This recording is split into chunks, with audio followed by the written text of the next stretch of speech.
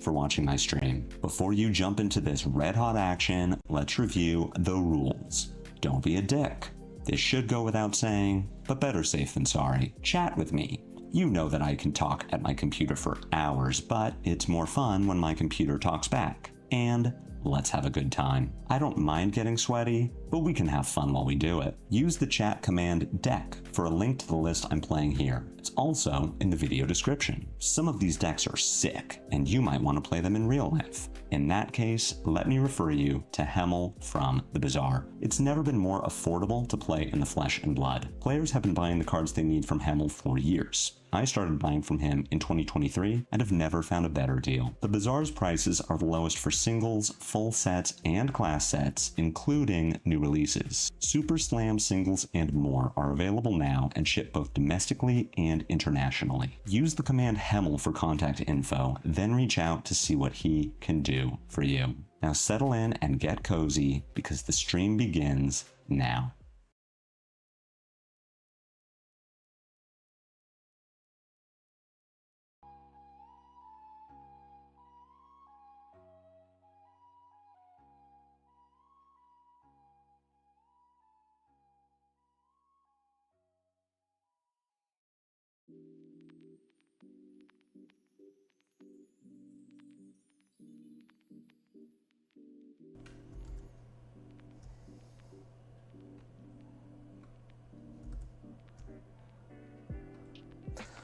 What's up, everybody? Welcome back to everyone watching. I'm Lupinefiasco. Today is not my birthday. Yesterday was my birthday, but I didn't stream yesterday, so I have to bait you all into watching. Today we are playing Noah Bagelman's Kayo list. This is from the AGE Open. This did win that event. So why am I playing this instead of one of my own decks? Because this list has a lot of interesting things going on, and I want to experiment with it. I was beaten by one of my locals playing this list at the my ProQuest last week. I think it had some really interesting things going on. Energetic Impact, as we just saw, was one of the interesting things that my local was playing. I think that there's definitely a lot of space to explore with Kayo. There are some cute, like Energetic Impact having some cute interactions with like blocking with Wrecker Romp or Vigorous Smash Up, which is also in this list. Getting to, say, block for 6 and then return 9 if you banked a Might. We can even call it 10 if you have a Bare Fangs. Like, these are plays that I haven't been exploring. Noah's list, which is in the video description if you want to check it out for yourself. He even has a deck tech on the Runaways TCG YouTube channel. It has some really cool plays that I want to explore. It's playing 3 Terra Limb from Limbs for the Florian matchup, for the Earth matchup really. It's playing Massacre for the Earth matchup. I'm just really interested in experimenting with this build, and so I am playing his full list just to see if there are things here that I'm missing. I want to experiment with what do I like from this build specifically. What am I doing on this turn? This display loyalty attacking for 4 is kind of a problem, so I could block this with armor, and I am interested in keeping this hand. What I think I'm going to do instead is just take this damage and let Syndra draw. I don't want to commit any of these cards because I have a Buckwild in Arsenal. I have the Blood Rush Beast Within. I guess I could block with Energetic Impact. Blue? No, never. We are going to go ahead and take this damage as well. I am interested in Flesh Bagging here. Yeah, so here we're just going to block with Flesh Bag and Savage Sash. I'm not going to let Syndra play out the last card in her hand. I'm really concerned about that being a breaking point, which is why I wanted to not block this Ravenous Rabble. I wanted to block this one instead, to play around the Flick, Blood Splattered Vest, generate the resource for breaking point. I really want my Buckwild here. That's what's going to let this turn be pretty incredible. Beast Within. Oh my god, we're so good at this game. Vigor Smash up here, not incredible. Sort of a dumpy hand all around. Drawing the 2 blues here. Fearless Confrontation is another card that Noah's playing that I'm really interested in experimenting with. So I get to go with Buckwild, pitching probably Wrecker Romp. I'm going to float 2 resources. I'll get to attack with Mandible Claw.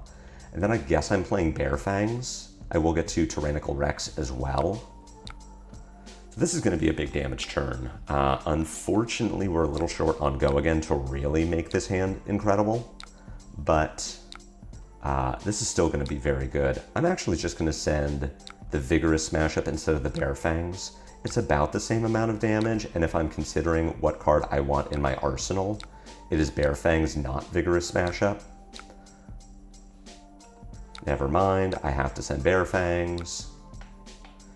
And pulling this Agile Windup, I'm just going to discard it. Make an Agility. Talking about cards I don't want in Arsenal, that's the other problem, is that the Vigorous Smash Up, the Bear Fangs does give me the potential of discarding the card I actually want. So what does this hand do? We do have this Reckless Swing that would be on. The problem is if I discard this blue, then I kind of just can't do anything on my turn without breaking Sash. Cut through here, attacking for 3. Syndra on the 5-card hand is spooky. I'm at 28. I do have an Agility. I have a line of sending Bear Fangs, pitching Reckless Swing. I have 1 miss left in my deck. Hopefully getting to keep this Buckwild. I'm threatening lethal, especially with Sash. So I'm very interested in not blocking this turn, although I will, I do of course have armor, which I will be saving for on hits. I don't see myself stopping Syndra's draw this turn. I guess I could, right, with armor and Reckless Swing, but I'm fine not doing that. This is interesting because the Kunai of Retribution being paid for with a Blood-Splattered Vest makes me think that Syndra really needs this resource. So I'm in a weird spot now where I could block with armor. I'm losing 2 points of value, or I'm losing 1 point of value by putting 2 in front of 1, but I'm gaining value by Syndra not getting to cheat a resource, which is something I think she's interested in doing. I could also block with my Savage Sash, but I think I'm going to need it, again, because my intention is Bear Fangs, Mandible Claw, Finisher. So I'm going to block the Kunai here. This is something I learn. The birthday never stops. It just keeps going. This is something I learn as well, now I'm also going to do this to prevent the flick effect. I'm also not really denying Syndra's draw. All right, fine. You get your resource that I'm assuming you need. Hey. Taking 2 here from the Blood Runs Deep. If I block this, I'm not preventing Syndra from drawing. The Blood Runs Deep will have already hit because of the Kunai. Demonstrate Devotion, which Syndra did need the resource for. I'm taking this damage into a Throw Dagger here. Okay, so still not a mask draw. We're going to see what Syndra does with this last card in her hand. Burning Blade Dance for 3. So this does represent a mask draw. This also represents a potential 4 damage if Syndra flicks this dagger at me. What is interesting here is Syndra has already activated her ability, so if she throws this dagger at me, she doesn't have daggers next turn. I mean, maybe I'm just supposed to block here. I send the Bear Fangs, pitching Reckless Swing. I keep Syndra on 4 cards. I stay at 15 life.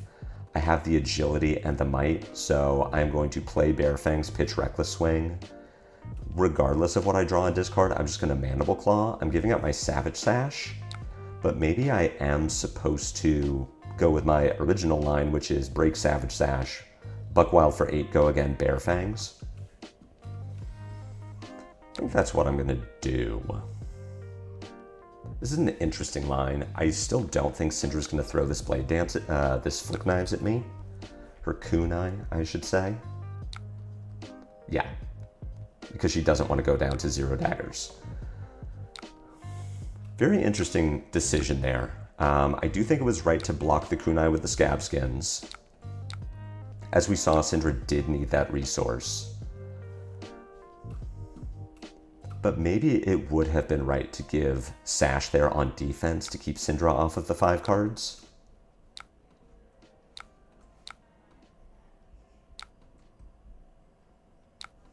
But this Bear Fang's coming in for 8. We bank a Might. Syndra has already given me Flight Path. She has to give me at least 2 cards to stop this Bear Fangs from hitting. And depending on her count of 2 blocks, she has to give me 3 cards. Giving me the Vest here, that is pretty good. It does make me think that Syndra doesn't have any 0 costs in her hand, or else she would have any 1 costs in her hand, or else she would have used those to block. What does this hand do? This hand does a number of different things. This hand can do Mandible Claw, discard Agile Windup, attack with Run Roughshod. This hand can do, on 4 cards, this hand can do Wreck-A-Romp, Mandible Claw, I'm taking this damage. Mandible Claw, discard Agile Windup, Gauntlets, Show of Strength. I think that's my weakest play. Syndra does not have... She only has 3 cards, so as far as blocking this mask effect, I only need to block the last thing that she's doing, which is this Brand with Cinderclaw. I can keep 4 cards here. I'm just going to give armor, Syndra will flick, and then rebuy the daggers, but she doesn't have a follow-up attack. Love the Kayo gameplay. Thank you, AB13Co, for being here.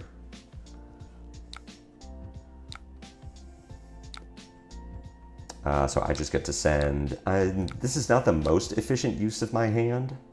The most efficient use of my resources would have been to block with a Show of Strength and just send 4 into 5. But 4 into 9 is going to kill Syndra. The game has ended. This is on the back of 2 Blood Rushes. I still think this matchup is Syndra favored, but we leaked 5 damage on turn 0. We have the follow-up Blood Rush. Like, this is just, I think we just rolled pretty hot here. Yeah, Syndra wants the quick rematch because, of course, that was just a very good opener for us. We're pushing damage on turn 0 against Syndra, especially with this Beast Within in hand. We don't quite get there, unfortunately, but we're pushing damage to just try and... We're checking Syndra's hand for how well she can block. Close the chain. Unfortunately, this hand is not as good as our last hand was. We will be activating Gauntlets, sending Mandible Claw for 4. Syndra's going to be able to block it. I want to Arsenal this Buckwild because it's go again. This is really just making sure that Syndra can't keep any of the cards in her hand unless she wants to take damage. Yeah, getting Wrath of Retribution here is huge. I think if I'm Syndra, I might just block 2 with the Blaze Headlong and keep the Wrath. Yes, I'm taking damage, but Wrath is just so huge in every matchup. What do we get to do with this hand? We get to Buckwild Bear Fangs. Syndra pitching a yellow to play this kunai makes me think that this is not the time that I want to block the dagger. It is not likely that Syndra needs the resource from Vest. So yeah, we're just not going to block there. I'm not going to block this one either. This might be a hand where I'm just blocking with Savage Feast. We've got 4 damage coming in. I'm going to give some armor here to hopefully... What I'm actually going to do is give Flesh Bag here. So this is going to banish this card. And the reason I'm doing that is now I'm thinking, well, I could just play this Send Packing. Which actually means I'm probably blocking like this. If I want to attack with the Send Packing, the problem is that I cannot really convert this hand very well. I don't have Go again unless I play this Buckwild. I would have to use my Sash here, and this is not a Sash turn. So I think what I'm doing is blocking like this.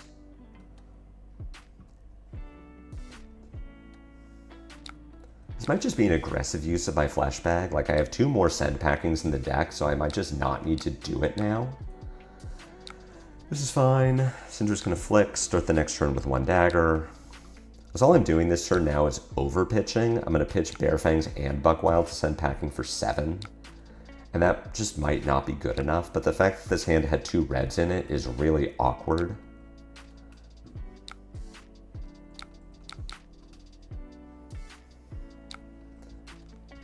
Getting Ancestral Empowerment here is kind of neat, and even if Syndra blocks to keep it, I know that she has an Ancestral Empowerment. So just putting her down to a 4-card hand, which I can do something with my armor. So this is a really interesting hand too, where I can block with Energetic Impact and Vigorous Smash Up to bank 2 resources. And that's a combination in this deck that I really like. With those 2 resources and a blue, I would get to Buckwild Show of Strength. So that is a 5-card 13-19, which, not incredible, but still pretty good. So how do I want to block these mask triggers? If I block the Ignite, Syndra attacks with the dagger. I still need to block 2 more times. So I'm not going to block the Ignite here, and I'm not going to block the follow-up Kunai.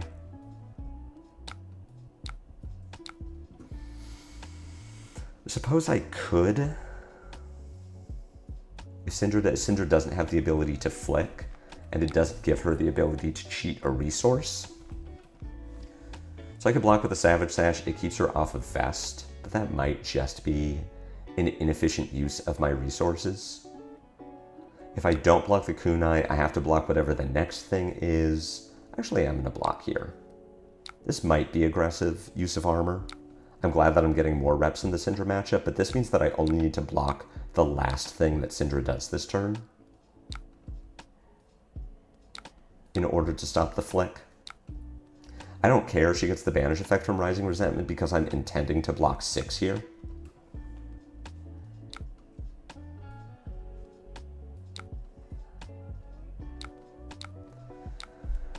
And we get a Snatch for 4. So now I have an interesting question where I could block with armor here. How does this hand convert on 5 cards? I am sending Buckwild Show of Strength. That's just not very good. I'm just going to block here. Get my Double Vigor. Showing a Swing Big on top of my deck. I'm going to say no. I'm pretty interested in that Swing Big, I think. Right, you flick me, you rebuy both daggers.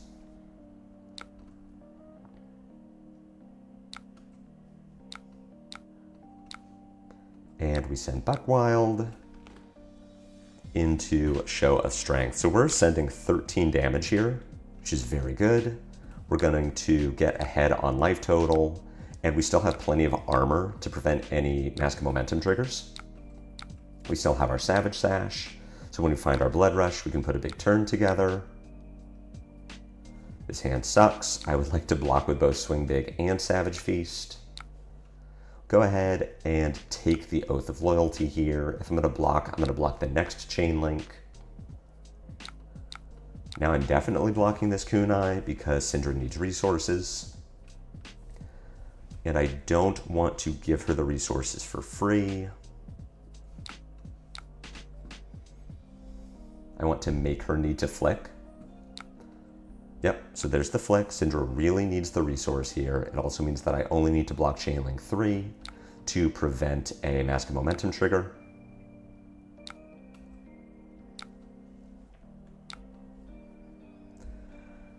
This is kind of unfortunate. I can put the Savage Feast in front of the Blood Runs Deep here, but because we got hit by the dagger, this is still an active mask trigger. Thankfully, I have cards that can block and that I don't mind using. Syndra gets to rebuy both daggers. Syndra does not bank a fealty, and then we just send Swing Big for 8. Putting Syndra very much into lethal at 13. What do we draw into? Not great stuff, honestly. How do I want to block here?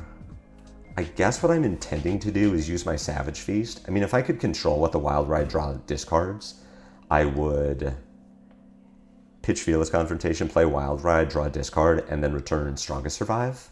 But I guess if I really needed to, I could block with Savage Feast, send Strongest Survive, pitching Fearless Confrontation, and Arsenal Wild Ride. I'm going to let this hit. This is not the thing I need to block. Worst case, I could block with Savage Feast and Fearless, and then sash out a Strongest Survive for 7. Just do something that Syndra needs to care about. Cut through. This is going to get your flick.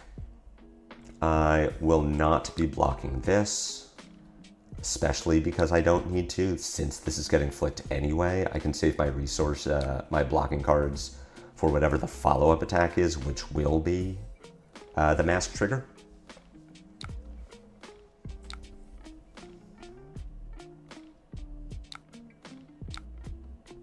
Dagger for 1 tells me that Syndra really needs this to connect. This is the only dagger available for Syndra to attack with, so there is no, and she already flicked. So if I put Scabs in front of this, Syndra doesn't get to cheat a resource. Lava Burst for 5. This is not a Mask trigger, so I get to decide how I want the rest of this turn cycle to go. I think I'm going to take 5 here. Oh, sorry, this has a flight path attached to it. So I will not be blocking this. I want to see what Syndra does with the last card in her hand. Cool. All right, so I'm going to break Savage Sash. We are going to Wild Ride.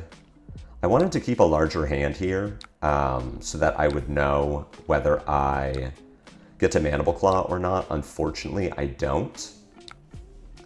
I'm going to close the chain. As much as I'd like to Arsenal that Buck Wild, the fact that I have 2 3 costs in hand and no blue is really unfortunate.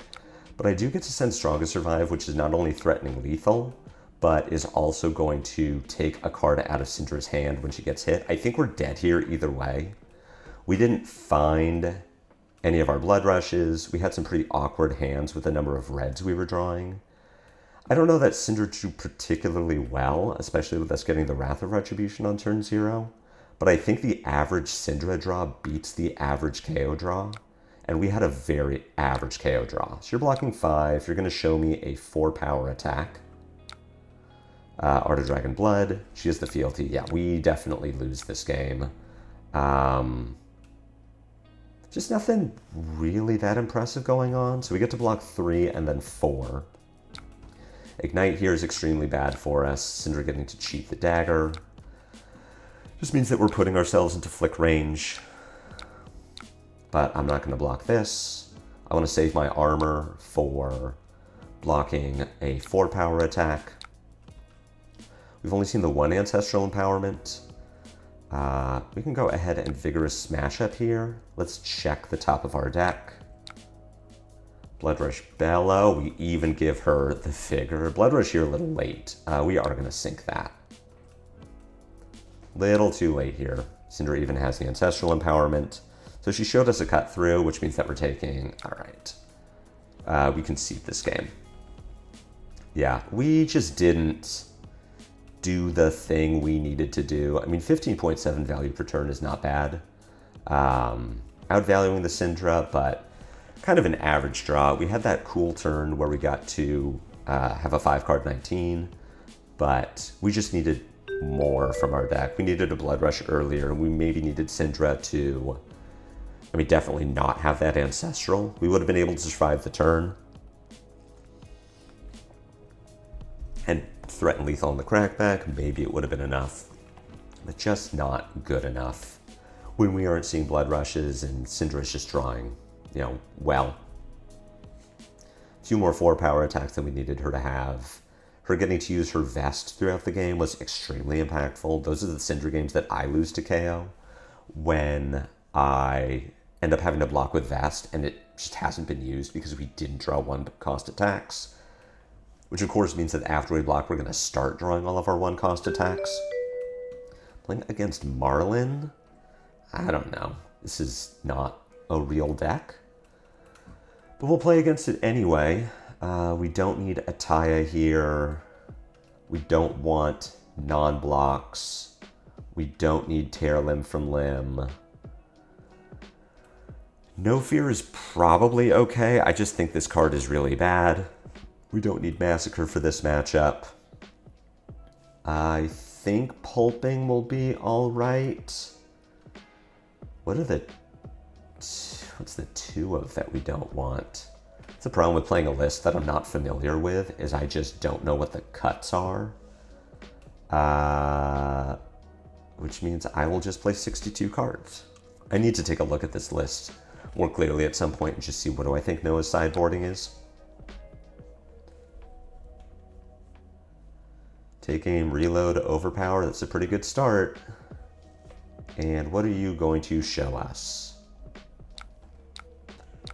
It's a pretty bad start. We are going to take 8 damage here, lose our Wild Ride, which doesn't matter because we drop back up. But more importantly, Marlin gets a gold. That's a pretty good start. Yep, show you the Wild Ride, which I also would have liked. At least I have another Wild Ride, so it means that I get to have a real turn, but this is definitely not what we were looking for. Discarding the blue, it's not super relevant. We are going to Wild Ride, Mandible Claw, Gauntlet, Run Roughshod. I guess I'll close the chain. It doesn't really matter, but I guess I'd rather attack for 4-5 instead of 3-6.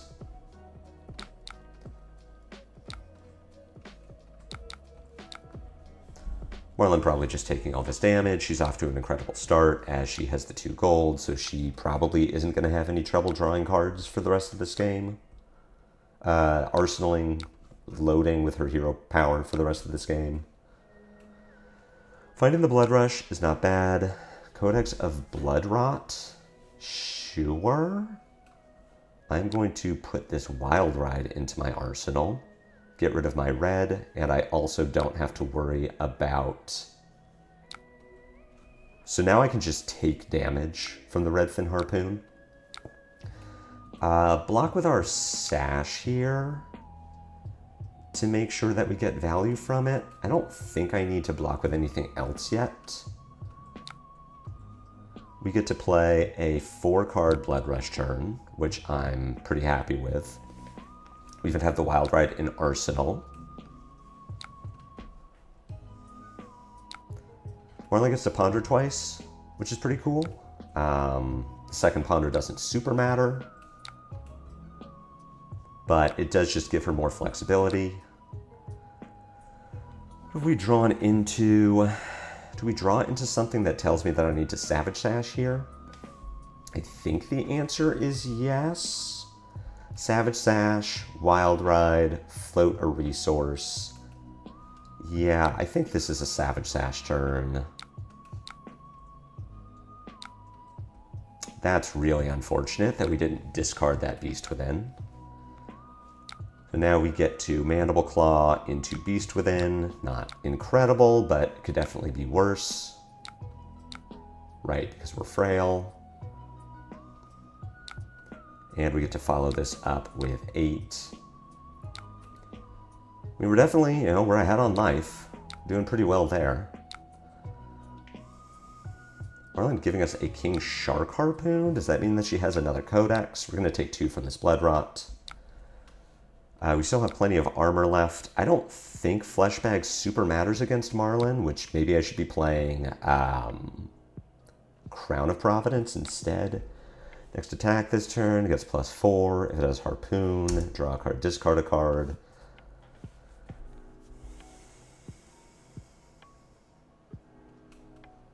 Discarding the Goldfin. Oh, because you Marlin first? Question mark? Yeah, activated Marlin, turned the gold into a Harpoon, discarded the Harpoon to big game trophy shot. Drew a gold, pitching Codex of Blood Rot. You just drew a card. You're digging for an arrow, which you didn't get? Question mark? If you didn't get an arrow, what am I doing this turn? I am going Wild Ride something. I don't have the resources to Buck Wild Send Packing. If Marlin attacks and it isn't overpowered, I get to block with Energetic Impact and Send Packing if I want to. Make 2 resources. I'm just undoing their action because they didn't draw the arrow they needed with the gold. That's pretty, let's give them an okay for that. That's a little suspicious. It's a little sketch. I don't particularly care for that. Yep, going ahead, using the tunic. Which is, you know, probably what they're supposed to do anyway. It's just like, you didn't know what your draw was before you did this.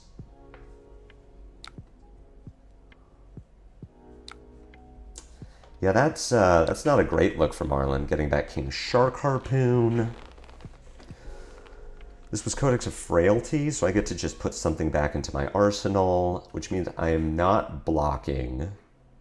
You are going to take a card from me. So I'm just going to give you 6 armor, I guess. I'm frail. I don't see why we wouldn't just take Wild Ride here. Discarding any of these doesn't matter. I'm going to discard my Wild Ride that I don't believe I need anymore. King Shark for 14. I don't need to give Flesh Bag here. This doesn't matter.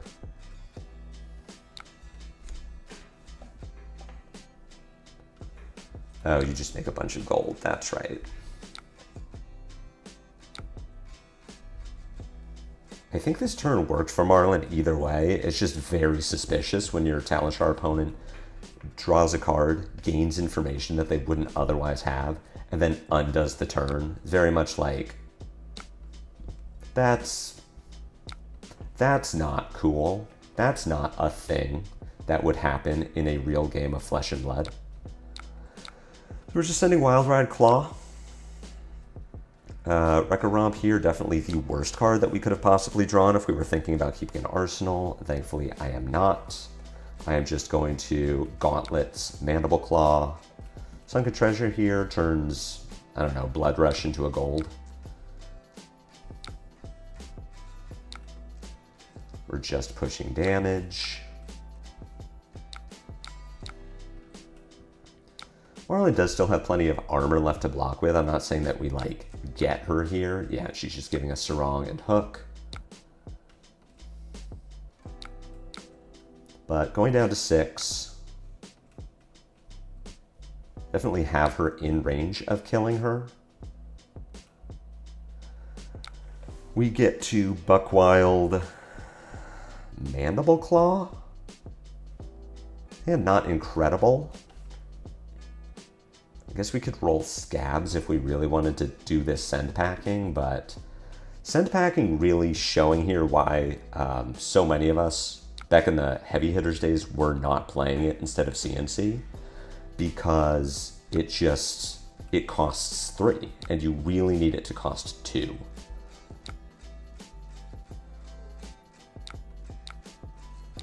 This is 12. So how am I blocking here? You don't have any Ponders. I guess I'm blocking with Send Packing. Leathers. We don't even need to block with Leathers here.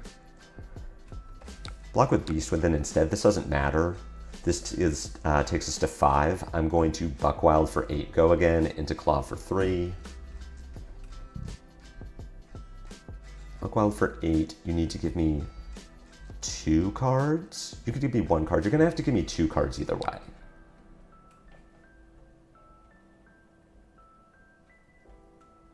Make a bunch of gold. That doesn't matter.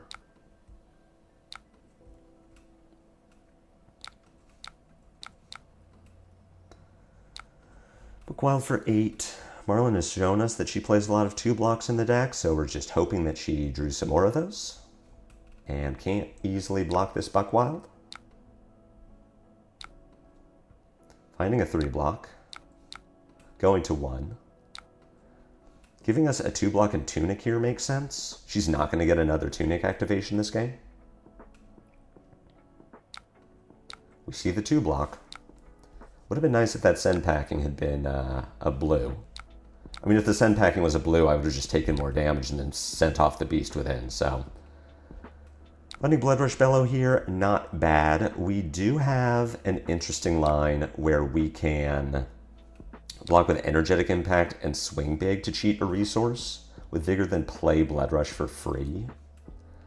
I don't see how that really gets us anything beyond just Mandible Claw for 5, but maybe we rip something off the top of our deck and get to send Swing Big for 10 or something. I don't know. Marlon here just doing a bunch of drawing, cycling her blues into trying to find, I don't know, an arrow. Turning a 2-card hand into a 4-card hand with gold. Pretty good. And probably just killing us.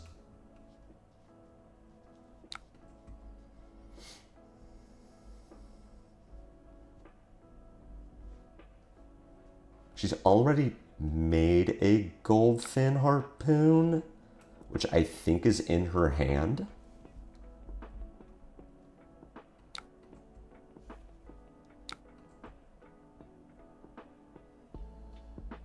Yeah. Cool. So we die.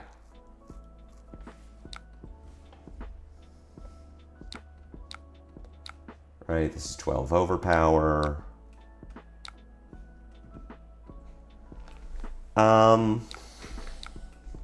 I'd have to go back and see how that hook draw affected Marlon's turn. I am still like, hey, opponent, don't undo after you have gained information. That's not something that you're allowed to do in Flesh and Blood.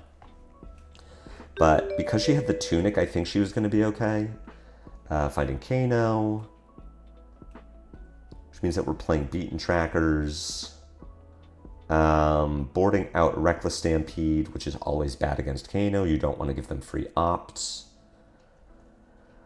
We can keep Tear Limb from Limb in the deck. We're not playing Ataya. 3, 7, 3, 6, 3, 6, 9, 12, 13, 16, 19, 22, 528 blues. Like a romp is not good. You do a good luck, have fun, just so you know I'm here as I'm desperately trying to figure out what my sideboard situation is. Could Vigorous Smash up. I think No Fear is just not a good card.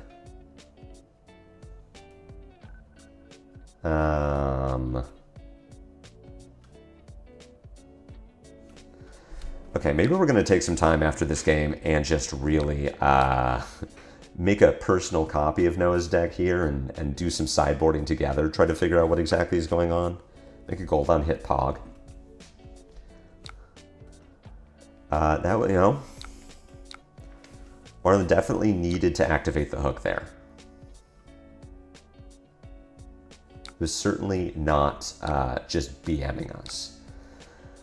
Discarding our 2 costs, drawing 2 3 costs is very bad, especially because none of these are things I want in my arsenal. This is definitely the worst opening we could have asked for. We'll just send 6 here. If Kayo has a potion, then we can push some damage, but this was not the opener that we needed.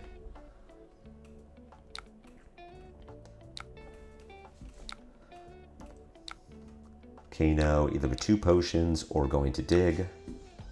Yeah, let's even in my other window here. Hey, it was the 2 costs we needed to draw. Let's go ahead and make a personal copy of Noah's deck. We will fire this up after this game ends.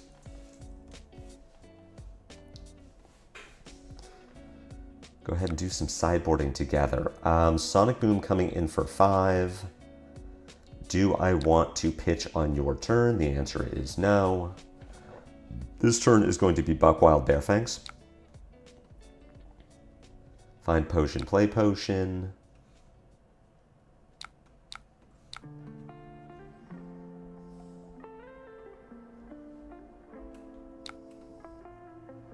Opening ourselves up to just dying, but I think pushing the damage here is fine. I also don't think that this is the hand where I really want to hold anything back. I don't think we're at that point yet where I really need to take the IP on a blue. especially with only AB2. I'm less interested in sandbagging cards. Kano opts 3 to the top. It's extremely scary. I hate that for me. Going off with Striders. This seems very early for a turn that isn't presenting lethal.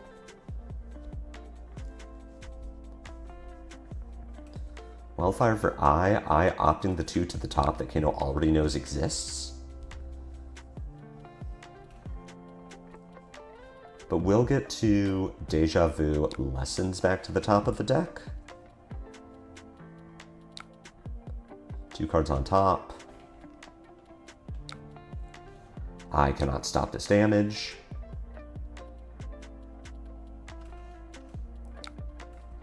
Floodgates for 5, yep. Or for 6 even, yep. I'm taking damage. Deja Vu, Kano Lessons from 36. Oh, we're definitely dead here. Kano very much a fair and balanced hero. Yeah, I'm Knocker, Kano. Yep, super glad we played this game. That's good. We needed, this was strategic so that we could now work on sideboarding Noah's list together. Yeah, that was, you know, super fun and interesting game. I'm really glad that LSS has set up their ProQuest strategy so that the Kanos all have to stop playing after they win one game so that he just won't LL this season. All right, bringing up Noah's list in Fabry. We're going to take a look at this together because I'm tired of sideboarding on the fly, and a lot of his card choices don't make sense to me if I'm like racing. So this is my personal copy of the list. We are going to edit and just start boarding out things that I don't think are coming in for every matchup, which should be Trackers, Skullhorn, Tunic, Crowny P. Massacre is not coming in all the time. I think No Fear sucks, but I'll keep it in the deck. Pulping not coming in all the time. Reckless Stampede not coming in all the time. Authority is an interesting choice. Mighty Windup. Reckless Swing. Definitely Tear Limb from Limb. That puts us at 24 blues currently.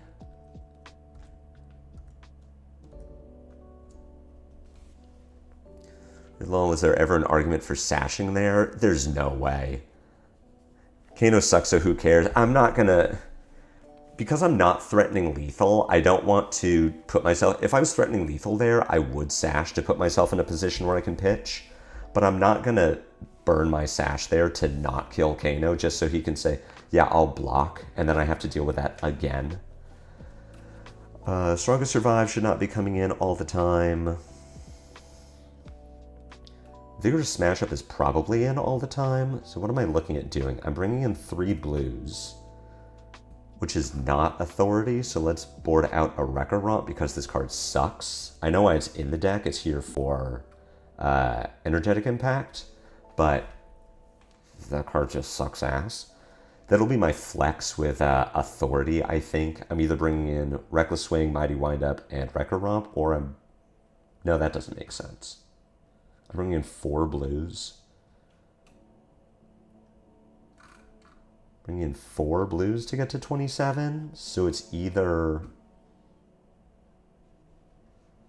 3 Tear Limb from Limbs and Authority, or it's probably Fearless Confrontation, which I like as a pick a lot. Love seeing my video being featured on top of the list. I know. Hey, if you want to learn how to play Marionette versus KO Armed and Dangerous, watch Tattledown's video. I need to bring in 4 blues, so it's going to be these 3 and Ataya? Or Tear Limb and Ataya? Ataya sucks, though. I don't want to play Ataya. And I don't want to play 26 blues. I mean, it's Noah's list. I'm playing Noah's list today because I want to see if the card works or not. I'm just thinking, like, for Syndra, yes, yes, yes. Tear Limb and Ataya don't block. Am I just playing 26 blues against Syndra? It's very strange. All right, so bringing in 3 blues and Strongest Survive for Syndra. Bringing in 3 blues and Pulping for Kayo. Bringing in 4 blues and I need to cut more cards. What would I not play against Florian?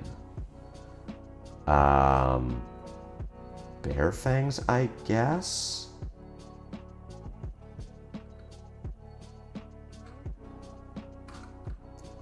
Savage Feast? I wonder if Savage Feast is here all the time, or if Savage Feast is just here for Beaten Trackers matchups. Also, am I playing Beaten Trackers against Florian? I probably should have watched his video before I made these choices. I guess it's Send Packing, huh? No, Send Packing I would play in every matchup. All right, I'm just gonna roll with this and we will see if I play more games and I'm like, hey, sideboarding here doesn't make sense and I don't know what I'm supposed to be doing, then we will return. Take you back to Talishar. Save. All right, great. That was a fun little detour. I'm glad everyone had fun with that. Kayo Underhanded Cheat. I think we can play... We could play Fleshbag here because sometimes they play Pummel, and I can put them on Pummel. This is a Tear Limb matchup because RKO doesn't often have Disruption. This can be a Strongest Survive matchup. I'm not bringing in Reckless Swing if I'm playing all of these blues. Bring in Fearless Confrontation because Wrecker Romp sucks. And bring in Reckless Stampede because... Are we KO gamers? Hi, Hamel.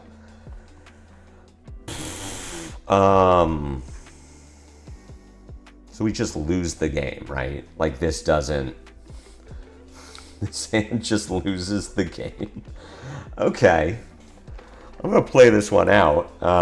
Someone remind me at the end of this stream that I need to make a short from this. I don't think I was supposed to bring in Tear Limb from Limbs. This hand is really bad. I do want to sink Energetic Impact as it so happens because we don't even win the clash. Jesus Christ. What are we doing with this hand? This hand like doesn't function. So I need to roll. I need to draw an attack. I need to roll Scabs so that I can play the attack, pitching a Tear Limb, and can Mandible Claw pitching another Tear Limb. This is like so bad.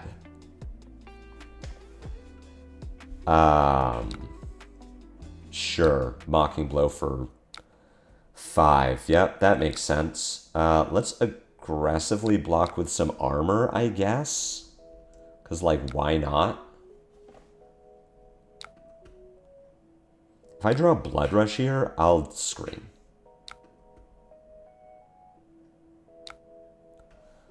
Got a Scabs.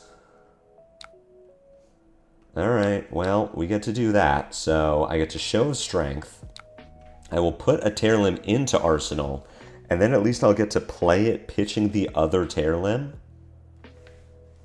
Jesus. Blocking with the Wrecker Romp that we know KO has. So even going to make a Might out of it. This is like such an unfortunate start to this game. Did we choose to go first or second?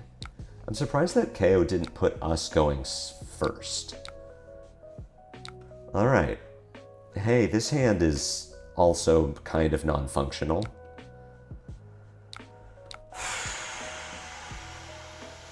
I guess I Fleshbag here, and hopefully we get the Pummel. I just arrive and see 3 Tear Limb. You can play 2 Tear Limb from... Yeah, this was like... This was not it, Sigma. So I'm going to play Terror Limb, pitching Terror Limb, and just see what we get. That's pretty good. Am I supposed to Mandible Claw here to get the extra 3 points and play around the Flesh Bag? I think I'm not, right?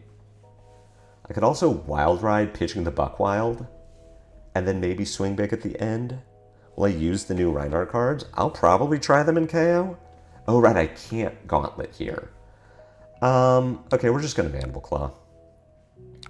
There's no Flesh Bag that gets us. Obviously, we'd rather keep the Wild Ride so that we can Arsenal it. Well, I used the Reinhardt cards. That was the best case. So we get to 16. Like, RKO has to respect this in some way. So I will try the Reinhardt cards in KO. Definitely the Go Again one. The problem with the new Reinhardt cards, with KO, in my opinion, is that there is no inherent payoff for Beat Chest besides what's printed on the card that you're playing. So why is Bolton so bad? Because he has to charge his soul, and there's no inherent benefit to charging soul besides what's printed on the card.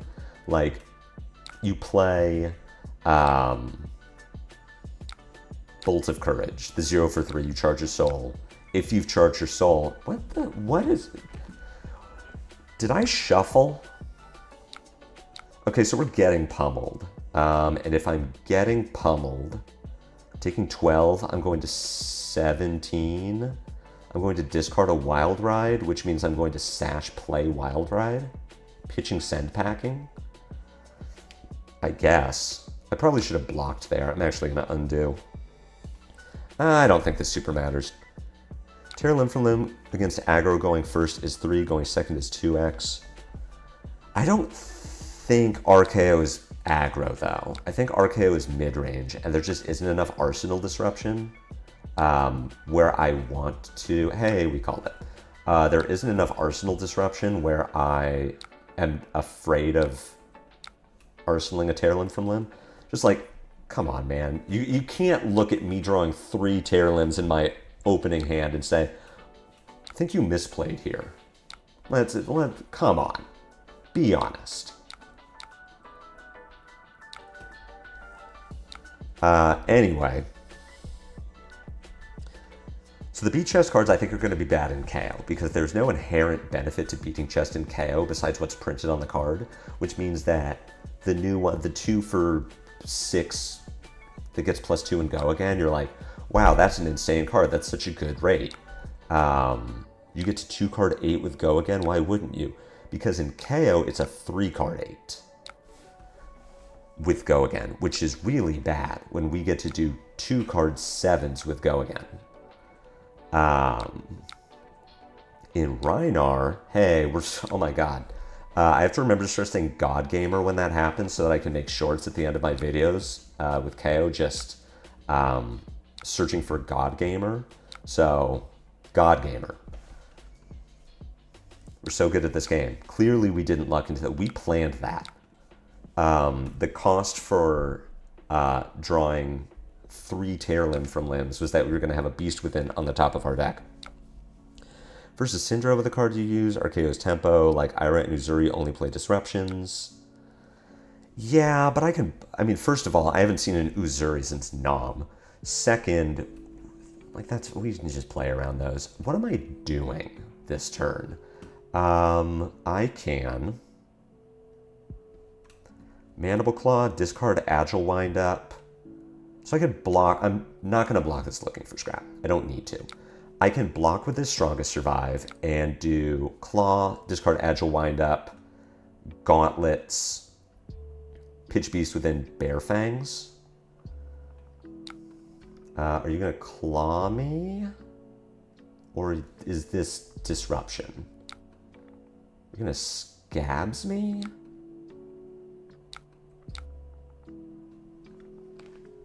Oh, it's Mocking Blow. Okay. If that's Mocking Blow, then I can discard here, or I can block here. I block here, I Strongest Survive, discard the Agile Windup, and that's how I play around Scowling, the problem with Scowling is if I say I block with Strongest Survive, and my intention is Claw, discard, Gauntlet, Bare Fangs. I block like that. I pitch Run Rush up to Claw. KO flashbacks me. I discard the Agile Windup in response. I now only have one resource floating, and I take an intellect penalty. If I block with the Beast Within, again, playing around Mocking Blow, which I'm pretty sure KO has, and the Claw was just to put me at lower life, then I now Strongest Survive for 8, and get to discard the Agile Windup, make the Might and Agility, set up for a turn with Bare Fangs next turn. Take the bill, discard Agile Windups, you can present 2 big attacks and Rook Hand. Yep, thank you. Hamel, you read my mind. We're on the same page here. We're also putting ourselves farther ahead on life so that RKO has a harder time with the Mocking Blow. New card may be good against aggro here since you won't break Sash fast and gives you block.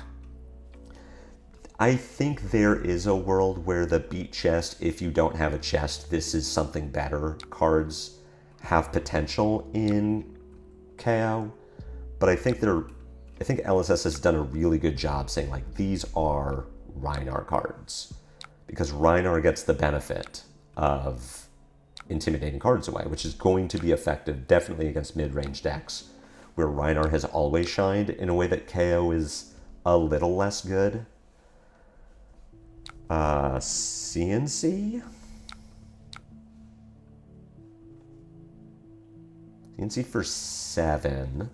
This is unfortunate. But I can block this.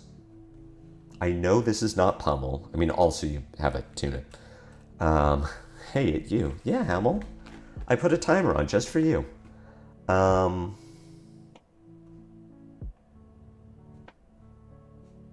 This is fine. Rigorous Smash Up. I have a blue on top of my deck, so now this is interesting. I do not want to sink Buckwild. I have a choice because I have this agility.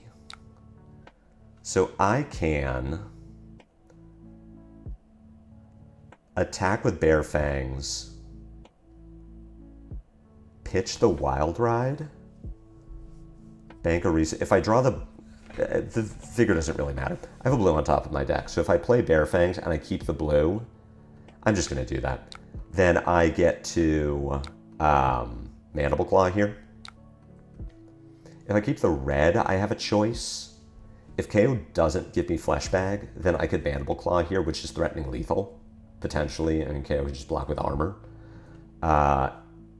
If he Fleshbags me, then I just, this goes away and then I Arsenal it and Yeah, I agree. LSS doesn't want to increase KO power with the precon. Yeah, I think there will be times where you're like, I'm sure we will all test the beat chest cards in KO, and there will be 1 or 2 that are good enough to maybe make the deck sometimes. I think for the most part, they are Rhinar cards that are just going to be worse in KO.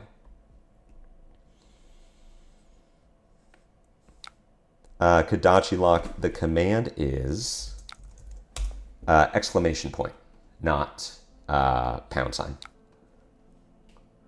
So this is Noah Bagelman's list. This is the public list that he has on Talishar, as opposed to what I am playing, which is a personal copy where I looked at the matchups and were like, I don't know how to board for this. Looking for scrap for 5 go again. We know this is a Mocking Blow. KO does not have the Tunic up and does not have a resource floating, so if this is Mocking Blow, there's no KO activation behind it. I think I could block with Show of Strength. And then my line is,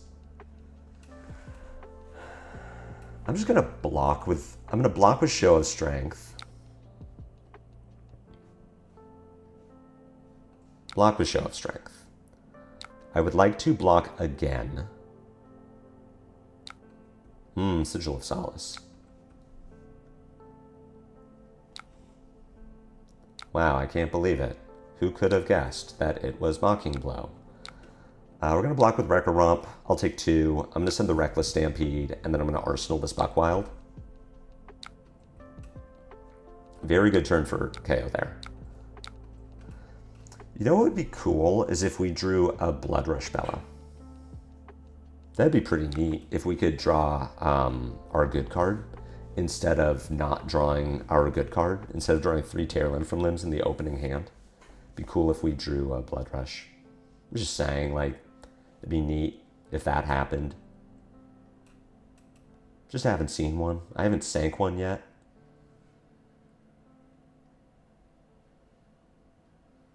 Did I present more than 60 cards? I think I did. I don't know. Open new set pen, we get the RKO weapon. It wouldn't surprise me. I think RKO does fine with a Mandible Claw, but yeah, he very clearly needs a 3-cost 4. Like something that just lets him turn a blue into 4, because that's his whole thing, is everything is worth 4. You're going to draw Tear Limbs and Wild Rides and you're going to like it, but I drew all my Tear Limbs. They're gone already. I pitched one early, and then I pitched a second one to play the third one. And I think I've even seen most of my Wild Rides. I've played 3, I pitched 1, but I have drawn 3. At least those block. I would have loved to be able to block damage on turn 0. I will be back in just a minute, so for those of you without ad block, sorry.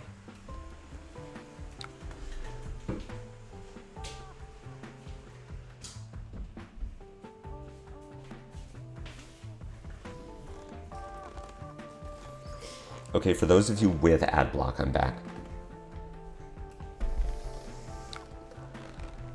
We find a Reckless Swing. Kayo finds a Pummel. I'm going to bottom this Reckless Swing, because Reckless Stampede, because I want blues.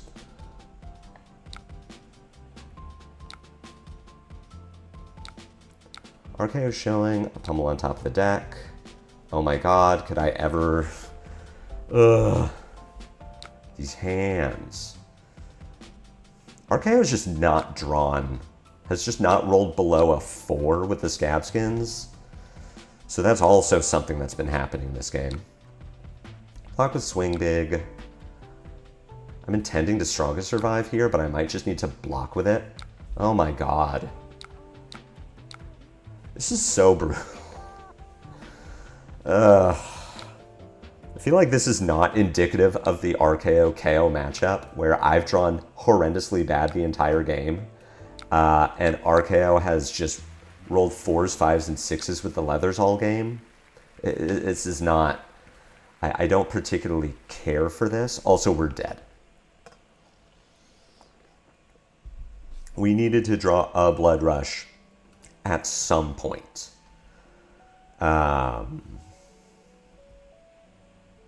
No, we just didn't get there. This is turn 8, so we've seen over half of our deck with no Blood Rush in it. And the 3 Tear Limb from Limb opener that had us leaking, I think, 6 damage on turn 0. I'm just going to concede. I don't want to play through KO having to make this decision and then just winning the game. Where were our Blood Rushes? We were 1 turn, 2 turns away from a Blood Rush. Into 1, I mean, we were about to have back-to-back-to-back Blood Rushes, which would have been pretty cool. But definitely not that game. Oh, I need to be playing my list. That one. So the deck command takes you to Noah's list, which is public. I took his list and boarded down to 51 because I didn't know what his sideboard plan was and didn't want to have to do it on the fly. So this is the list that I'm running. That's pretty bad variance. I mean, it is what it is, right? That's Flesh and Blood. It's not even brute. It's not even adding the brute variance. That's just fab variance. Syndra will go second. I am going to board in my Strongest Survives. I'm going to board in my blues that block 3. And we're playing 26. Board in this Bear Fangs to kind of compensate. And we'll board in Savage Feast because it blocks. A lot of Bagelman's Choices I don't understand. Savage Feast is one where I don't know if I'm only supposed to board it and Beaten Trackers at the same time. Which means, like, am I supposed to be playing Beaten Trackers here?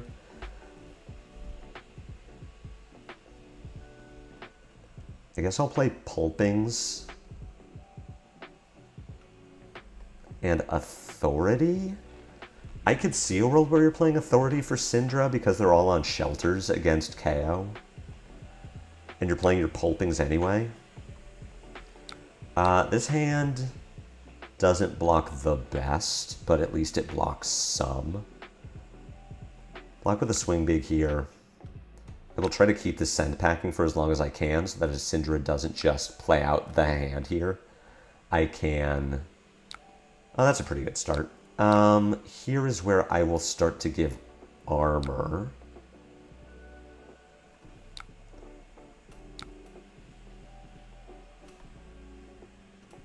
I'm actually not going to give armor here.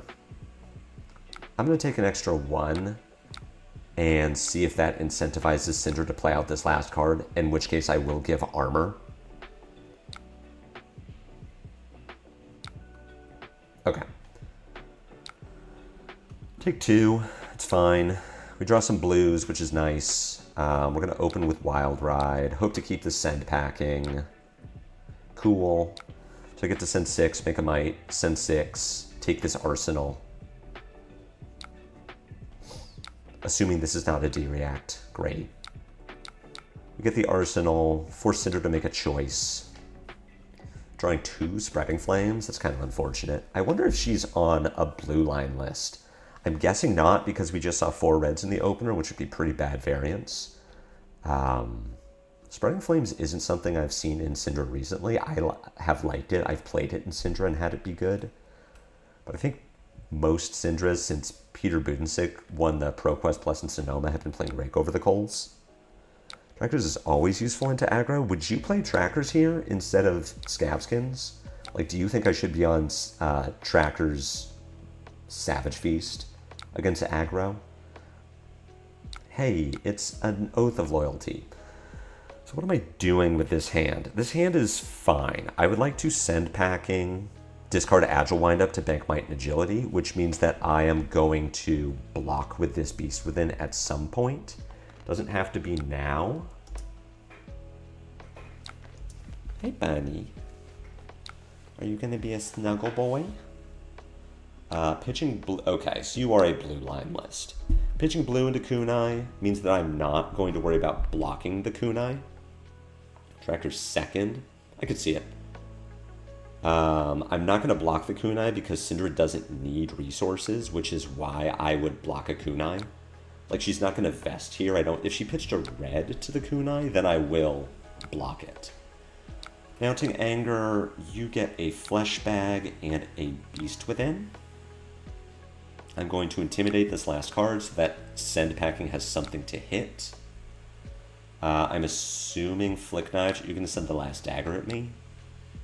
Savage Feast not best against aggro as a 3-of, but I may be biased.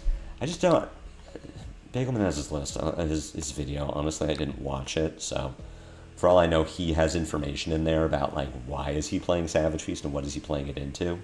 I would need to pay on Metafy to get the full matchup guide. It's just been a while since I've played Savage Feast and KO. I moved away from it. It just isn't something that I've really thought about recently. So I don't know how good it is in certain matchups. When am I supposed to play it? So we do see that this is a blue line Syndra. It's interesting. I haven't played against this list yet, so I'm now wondering, like, ooh, Devotion Never Dies is something that I need to be aware of. What does this hand do? This hand does Bare Fangs, pitch Fearless Confrontation. I could Sash this turn. Don't need to block this.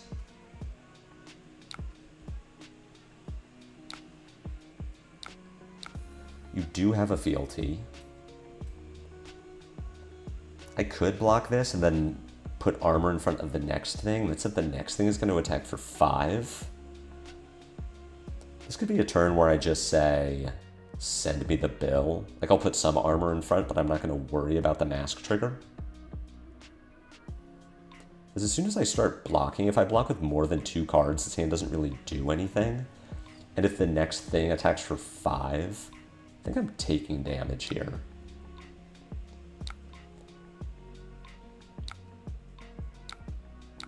I said long for 6. I'll just put armor in front of this. Syndra's gonna flick, keep the chain alive.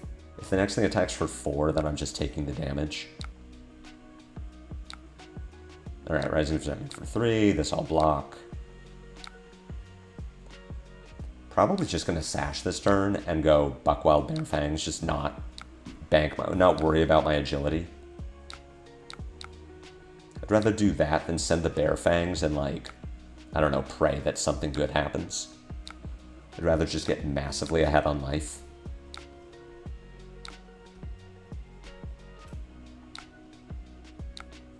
Maybe save your armor so you're not trying to block out, if you're not trying to block out mask. I think it was a good use of the armor. Oh, this hand is not great. I do get to Strongest Survive for 8, which is lethal. Which means I'm blocking with this Strongest Survive and arsenaling this Bare Fangs. I thought that was a good use of armor. I would have put the 3 block and armor. I was thinking, like, if it's Rising Resentment for 5, which I think it probably should have been, but I get to block that out anyway. I was considering saving the armor and giving Syndra the draw, but the fact that the Blaze had long lined up so well meant that I didn't need to worry about Ancestral Empowerment. We play Tractors and Feast? Okay. Cool. Blood Runs Deep for 2. This is kind of interesting. So this is a mask trigger. You didn't bank a resource, but you don't need to. Do I want to put armor in front of this, or do I want to just give Syndra a draw? I mean, I could block this. I can block this with Strongest Survive. And then I still have, like, Bare Fangs for 9 is still lethal. Yeah, I don't need to tunnel on playing this Strongest Survive. I can block with this Strongest Survive. Which I will now do. Keep Syndra off the arsenal. Bare Fangs is probably coming in for 9, so she needs to give me a full card. Or, like, all of her armor. Oh my god, God Gamer. I said it. Now everyone is going to know. Oh, we even get a good arsenal? Now I'm going to know for when I turn this into a short later that I'm so good at Kayo. These plays are all planned, right? Happy birthday once more. This is the last time, I promise. Syndra goes to 2. Spooky. That's not Reckless Swing. We do find Pulping, which is pretty cool. I also don't need to block anything anymore. There's no Mask of Momentum trigger here, so the only thing I need to block is lethal damage, which doesn't look like it. Sadly, the only card that really... I mean, I would give Wreck Around. I would block with Blood Rush at this point. We don't need it. Depending on what this last card is. Ah. Okay. Wrath is pretty good. Never mind. You're dead. We even know that this last card is not a defense reaction. So I'm going to play Buckwild. I'm going to Buckwild Pulping. Like, let's just get cards from Syndra before this Pulping kills her. Just in case the top of my deck is not an attack action. Alright, well. I think Syndra did not draw particularly well that game. 9.8 value threatened is not. It's not what she's looking for. Alright, well that's good to know that I should be playing Trackers. Oof. Okay, this is a spooky one. First or second against Gravy? I think I go first. We're going to play Crowny P instead of Flesh Bag. Sash is good. Leathers is good. Deck. Play the... I actually don't like Reckless Stampede against Gravy because I need to block sometimes.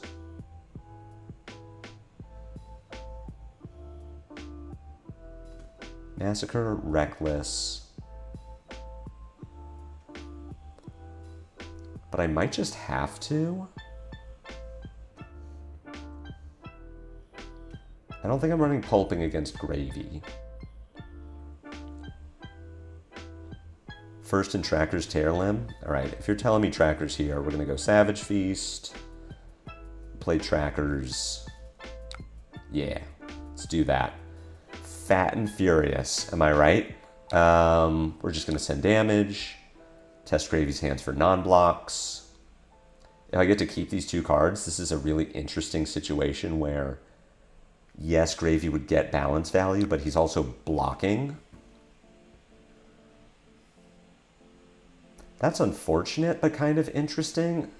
We're not breaking Trackers here. Massacre, not good. I just don't know what the last card would be. I guess Yellow Bear Fangs that I don't think I put in my deck. I'm interested in playing Savage Feast here to just get more value this turn. Ooh, we even get a Conqueror for me. The thing with Savage Feast is there's a chance that our Arsenal card is just bad, so I'm going to Bear Fangs instead. The fact that Gravy gave me a Conqueror and no other cards makes me think that Gravy can't give me other cards, which says, yeah, if I can put Gravy at 30, that's a good way to start the game. Portside instead. I mean, we're still up 7 points. We got a Conqueror. We don't have an Arsenal in case Gravy finds another Conqueror. It's not bad. I would like to block with Sash here if I can.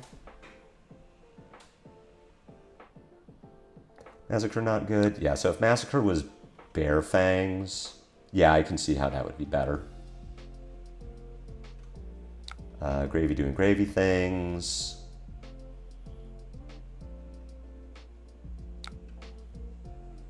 Rabble for 3 go again, showing me Sunken Treasure.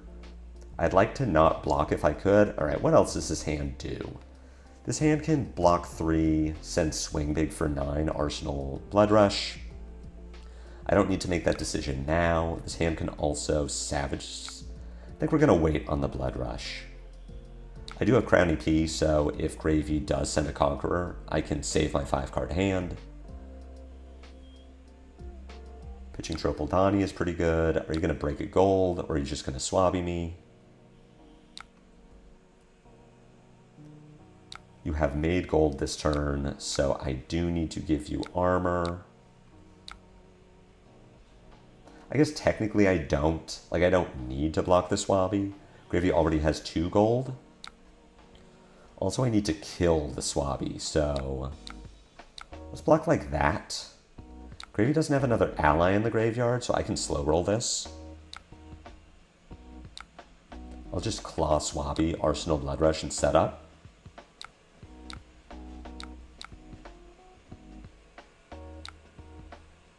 We're also not giving Gravy Balance of Justice yet.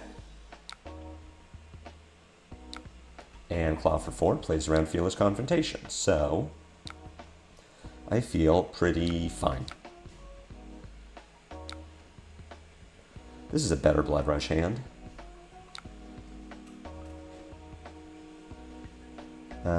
Gravy. So I'd like to block with Sash here. Ugh. Of course it's Chum. You want to talk about how to balance Gravy? What cards should you ban from Gravy so that the deck is more balanced and not as oppressive as it is right now? Chum. Give players the option to totally ignore Chum, or totally ignore allies. Eh.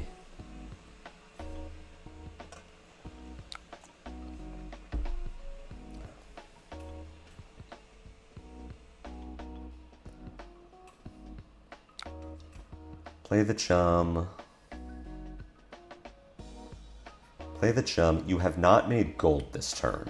So you will attack with the chum, but I don't think you're going to hook. And if there's no hook, that means I just block with Sash.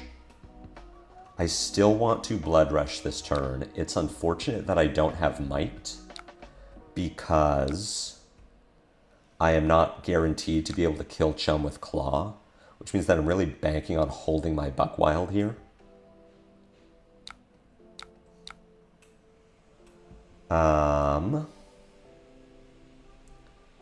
We got to keep our Buckwild. I don't believe I need to break trackers this turn.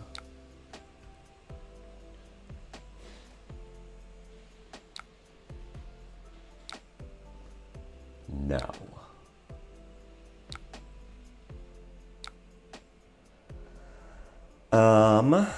So what am I looking at doing? This hand, Claw's Gravy, Buckwild's Chum, Claw's Gravy, Buckwild's Chum, not quite. I would need to Sash for that. So if I Sash, Claw Gravy, Buckwild Chum, Gauntlet Sash, or Gauntlet Strongest Survive, I think that has to be good enough, as I'm one resource short of being able to play all 3 cards. This would need to be a blue, or this would need to cost 2. So, okay. We're gonna Claw Gravy. I'm playing Buckwild into Chum because I'm playing around Fearless Confrontation. I'm also sending the Claw first because I want to incentivize Gravy to activate Chum before I kill it, because I'm planning to kill Chum anyway. So if I can get Gravy to be afraid and activate Chum before I kill it, I'm just getting a free card. Yep, you block with the balance. This makes sense.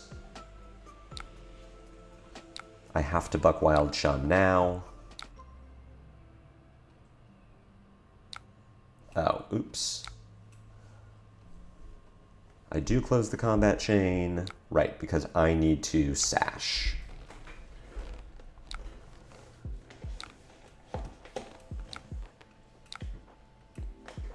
Now I Buckwild Chum to kill it.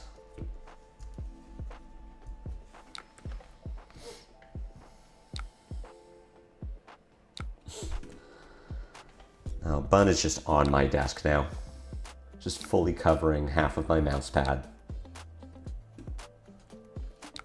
Gauntlet. And Strongest Survive. Coming in for 10. Gravy does need to block here, does have balance active. No allies in graveyard currently. 1 gold. Unless he has Humperdinck, which I don't even know if Gravy's playing to KO, he needs to block with at least 2 cards. Happy birthday, thank you, Nico. Technically yesterday was my birthday. I also streamed on Monday and said that was my birthday too. Because the one day of the week I can't stream is my birthday. But I'm okay with this. With Blood in the Water, ugh. Pretty good.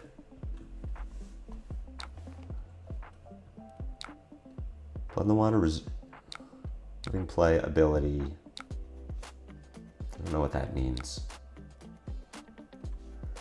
Anyway, wow, this hand sucks. This hand blocks is what it does. I'm a little suspicious of the shot. I'm not usually a Talishar shuffler truther, but the fact that I had 3 Tear Limb from Limbs in the last game and now 3 Wrecker Romps in this game, definitely a little suspicious, a little interesting. I'm gonna block for 6. I am going to Mandible Claw the Sawbones. Don't even love us enough to stream on the... I had to go into my office. I didn't want to. Bye, Sawbones. It's been real. And we will be arsenaling the Show of Strength. I hate to not be pressuring Gravy right now, but at least we arsenal Show of Strength and, then get blown out by Conqueror. This hand is okay. This hand will do things. Pitching Tropaldani to play gold because he shuffled with Call to the Grave seems good. The legendary Vin Acilio streamer? Vin Acilio / streamer? Wow. It was a Conqueror. I'm so surprised. Well, that's why we play Crown EP. Finding a blue is pretty cool because I have the Wild Ride, so I'm pretty much guaranteed to be able to go 3 Chain Links wide this turn. Gravy has not played a blue yet. Jesus Christ, just always have it, why not? And Rigor Mortis, you have not made a gold this turn.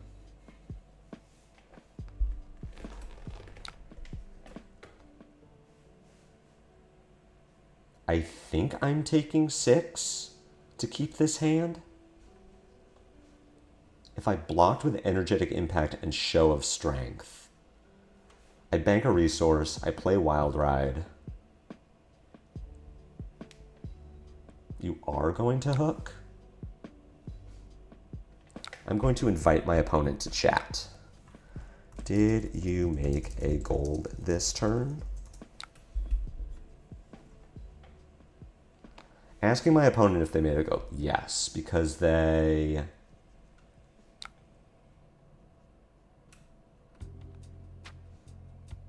Oh, right. This is a pitch triple Donnie. Okay. Now blocking becomes more enticing. I can block with Energetic Impact and Show of Strength. This will bank me a Vigor. So my intention now is to Wild Ride Gravy, Claw, Rigor Mortis. Hopefully I get to arsenal this Bear Fangs.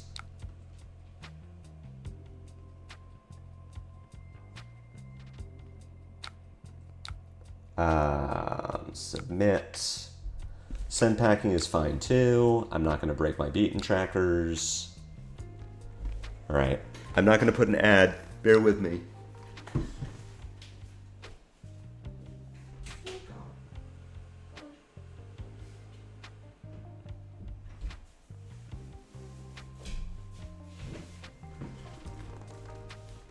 Bun wanted to go out. They paid $400 for that gold token. I know. I have to respect the $400 playable. Sink below the Wild Ride. And gravies do just lean, trend closer and closer towards value piles, don't they?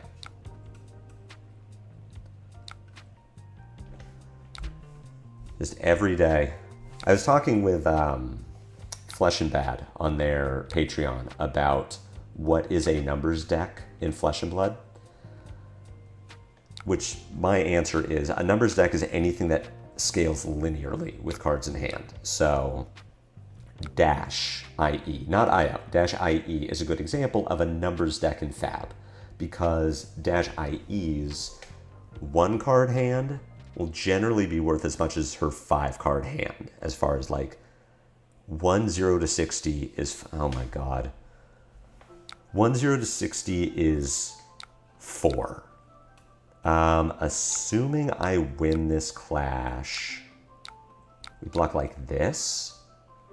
Figure smash up, I win the clash. I get to send packing, pitching send packing, Arsenal, Buckwild. This is the 3rd Conqueror at least. So 1-0 to 60 will do as much as 4 0 to 60s per card. No, I would like to keep that Energetic Impact. 1-0 to 60 does 4. 4-0 to 60s does 16, 4 per card, as opposed to an exponentially scaling deck like Kayo, for whom 1 card does 3 and 5 cards does 70. So as far as like Flesh and Blood currently seems to be trending very heavily towards numbers-based decks, as in you have Verdance and Florian, who really don't scale with cards in hand. Verdance in particular often has difficulty. Hey, Prismatic Leyline. Verdance in particular has difficulty converting full hands if she isn't blocking. Give me 2/3 blocks and hook. Verdance in particular, difficulty converting her hands if she isn't being forced to block, or given the opportunity to block. Felling of the Crown is always just a 2-card play. It doesn't get better as you add cards. Plow Under is a 2-card play. It doesn't get better as you add cards.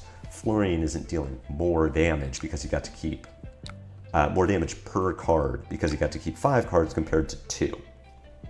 So that is a numbers-based deck.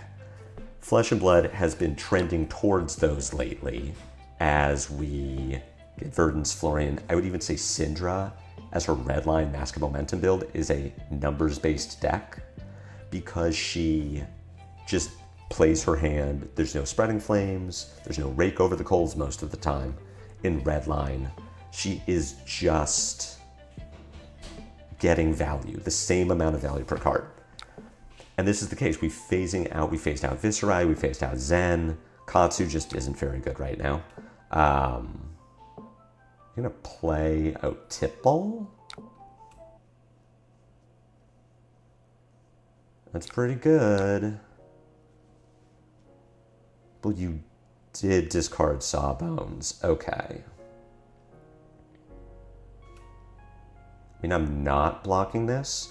The one really exponentially scaling deck that we have in the game currently is Gravy Bones, because Gravy with 2 cards is much worse than Gravy with 5 cards. The problem with Gravy with 2 cards is every card in his deck is so fucking broken that it really doesn't matter, right? Gravy he's still doing the same things. He's still doing absolutely absurd numbers-based plays because every card in his deck is fucking broken. As you can tell, I have a real problem with Gravy Bones existing. I think he is significantly too strong. I really wanted to keep all these cards, but I don't get to do it because Gravy Bones is fucking busted. I can't even block this, really? I can block 8. Gravy. I see numbers decks as specifically leveraging shared conversion value rather than damage spike on hits, etc. That's a really good way to put it. Verdance doesn't have a damage spike if she isn't comboing you. I have to block like this, and I have to win. Oh wait, sorry, I just get Energetic Impact. So I have to block like this. I bank a Vigor, I pitch Wild Ride to Mandible Claw the Sawbones, and then I'm just hoping that that's enough. What if I don't block? I go to 14, Gravy gets another gold. My turn is Buckwild, Gravy, Wild Ride, Gravy, Mandible Claw, Sawbones?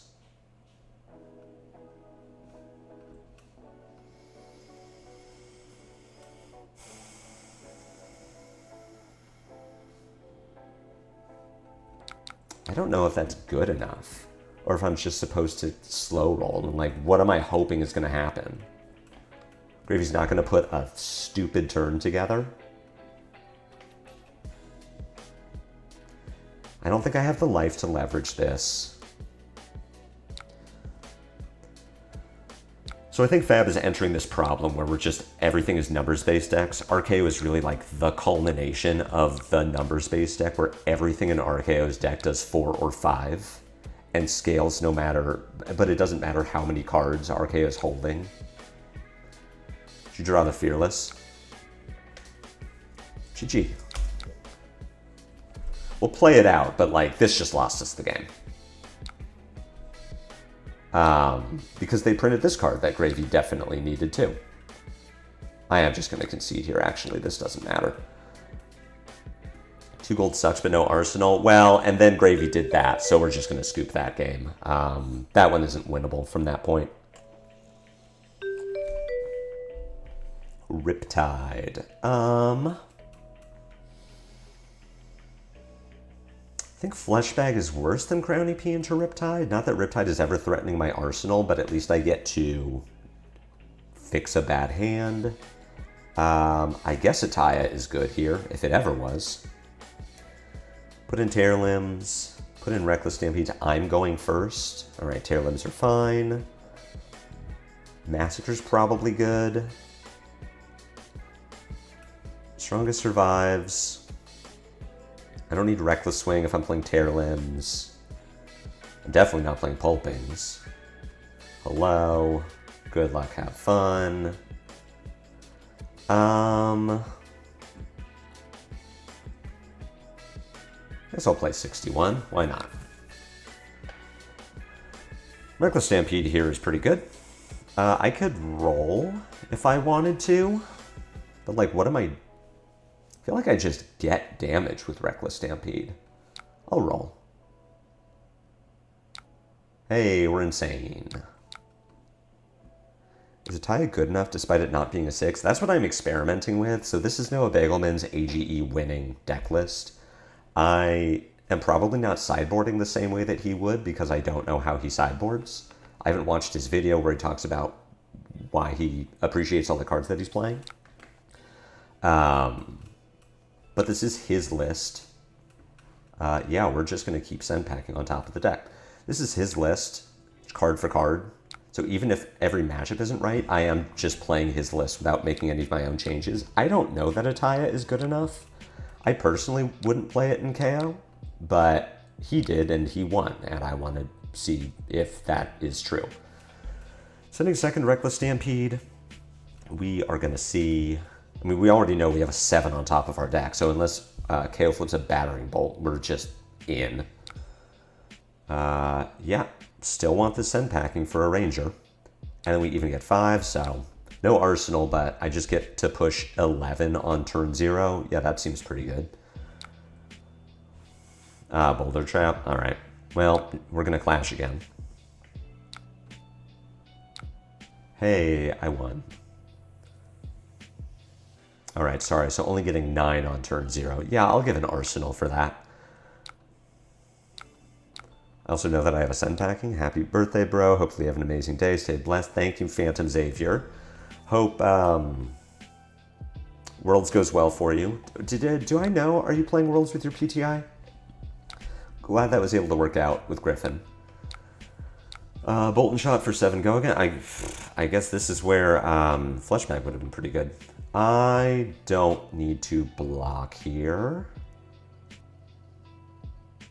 Yeah, I'm just going to play Wild Ride, pitch Tear Limb. So I'll take this damage. I can't really stop the Bolt and Shot. Nice. Well, good luck. Happy to meet you. Excited to meet you in Philly. Searing Shot for 4. It was my birthday yesterday. It was my birthday yesterday. I didn't stream yesterday, so I wanted to claim credit on either side. You know, try to bait people into watching me stream. I think I'll block 4 here with Armor. I don't know what other on-hits Riptide is going to present that I, like, care about. Put an arrow from your hand face up into your arsenal with an aim counter. Go again. Yeah, so play the Wild Ride. Discard the send packing was not ideal. I am just going to... Oh, Collapsing Trap. Okay. Well, that kind of changes things, doesn't it? Go into a Swing Big, which I guess I'm just going to put in my arsenal. Well, there's KOs, and there's Riptide's 1. No. Draw Blood Rush, have a Buck Wild. I guess I'm just trying to keep this hand now? Oh my god, could you stop with the Bolton shots?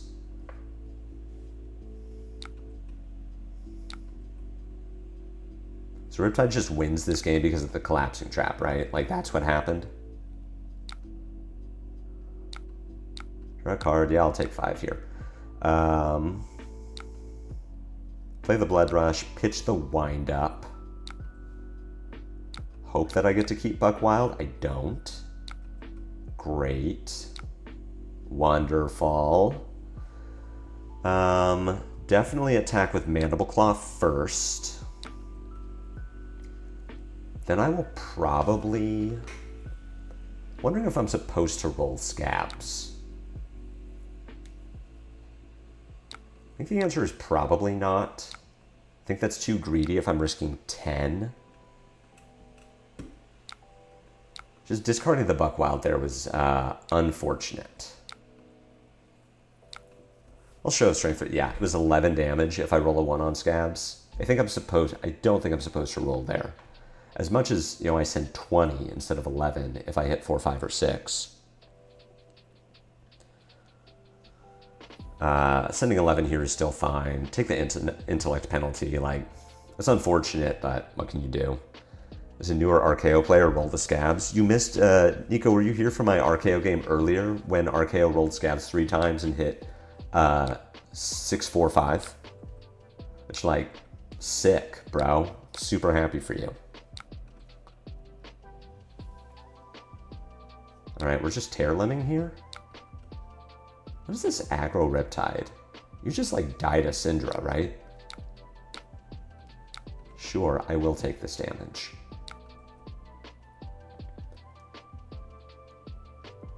Oh my god, blue?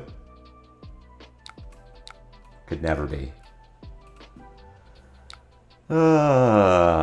What is this? Should I be, like... Is this a deck that I need to be aware of? And you're gonna snap this? Sure. Yeah.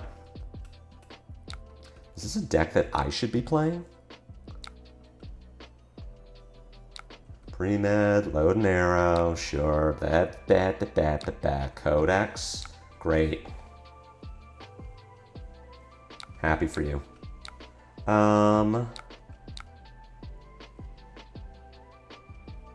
I guess I'm blocking. I'm going to sink my... I'm not going to sink my swing big. Much as I don't want to get punished by the fealty, I don't want to take the chance that I sink into like another blue and then Tearlimp discards my swing big.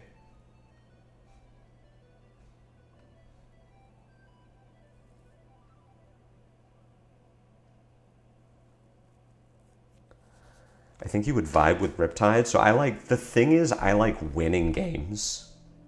And so far, Riptide doesn't seem to do that. I'm gonna sink this swing big though. All right, this is now an interesting hand. I could tear limb and maybe hit 15, or I could Buckwild swing big and definitely hit 15. So that's what I will be doing.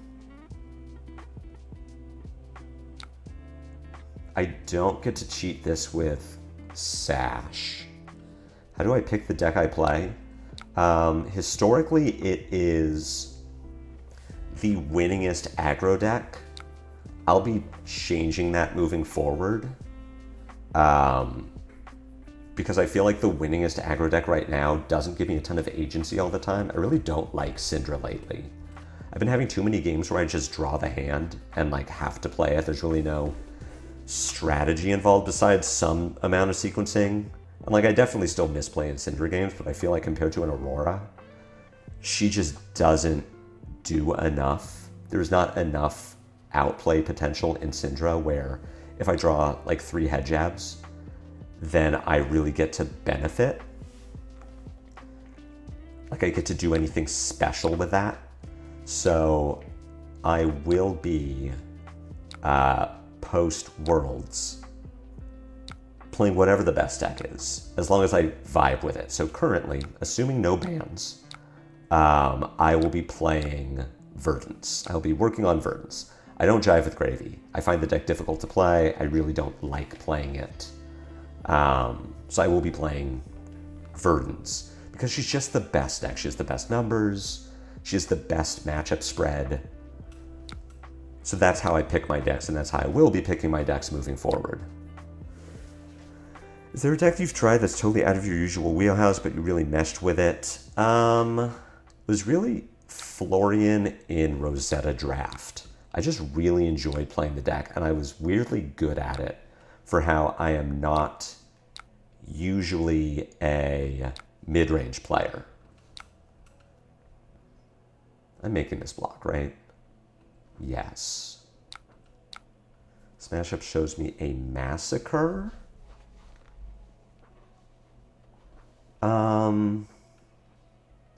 Yeah, I'll leave that on top because I'm going to sash here.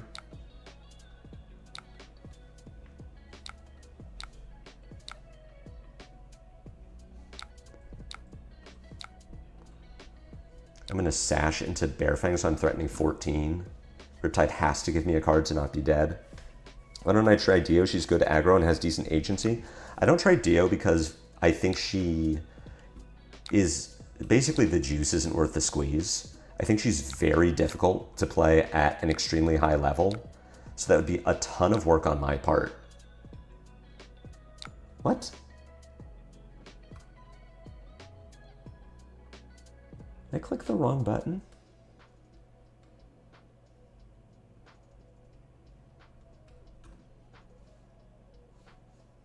Yes? I guess I sank that. Okay, well I wasn't supposed to do that. I definitely wasn't supposed to sink the Massacre. Blue one time? Could never be me. That's unfortunate. So that could easily lose us the game. I definitely did not mean to do that. Oh, that's really frustrating. That I sank the card by mistake. Yeah, Riptide should be at 5 here. And this Reckless Stampede should be attacking for 8. Yikes. Jesus. Like Vincent was really out of my area as a Warrior Illusionist player who had a Rune Blade and Arcane Damage, and now RKO's odd for me as an Arcane aggro combo enjoyer, but I love him. I just really liked Florian in Rosetta. I was really good at fatiguing people. I just understood what the deck was trying to do. I just thought he was a ton of fun, and I was successful with him. Kayo was a mid-range deck, kind of. He's mid-range trending aggro. He's my favorite way to play aggro, which is you can block sometimes. That's what I loved about Aurora. Aurora had a bit of mid-range slop going on where a lot of being able to block with her was also like, well, Somersault is 6. Well, she gets to play D-Reacts without any work. Well, this, and that.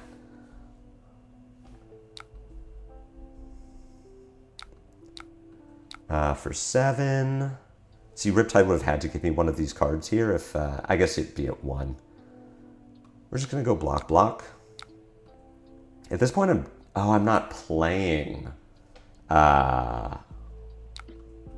Reckless Swing. Oops.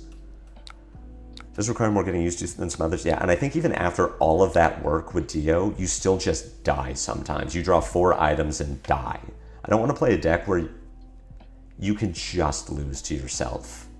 Aurora did not, even though Aurora could have the 4 instant hands, even your 4 instant hands would threaten damage or mind game people where they're like, oh no, does he have the Channel Lightning Valley? Like, you could just get around people, and I think Dio doesn't do that. Asiliu doesn't do that either.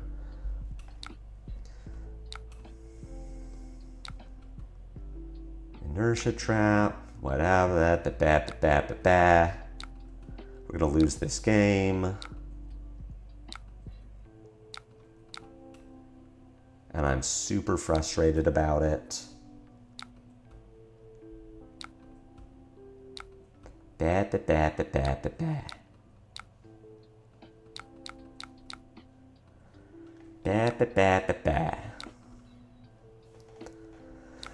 mid-range Zen by my beloved, bring him back. Yeah, I thought Zen was really cool after the bans.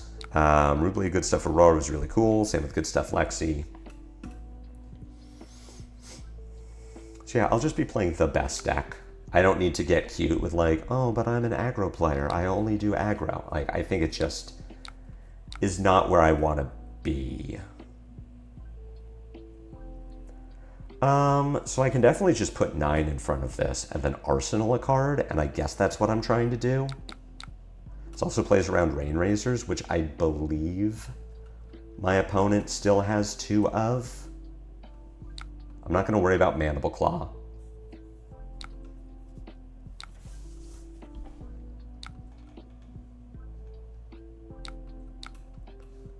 And Arsenal Show of Strength, and just wait until I draw a hand that can't block. So this hand, interestingly, I guess I just block 9, right? And play around the double Rain Razors. I don't think Riptide can give go again, and then this hand sends Show of Strength for 8. I just get got by double Rain Razors. Like, that's how I lose this game.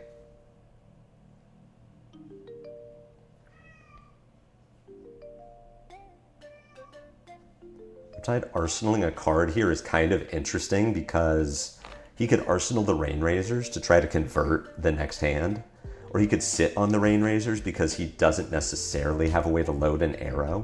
But if he keeps 2 Rain Razors in hand, then he just dies.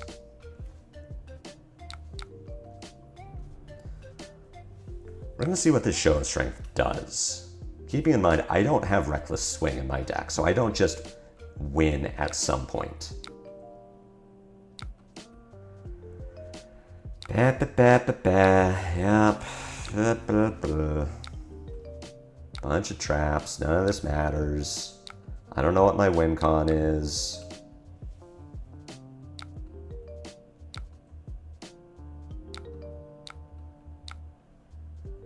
For 7?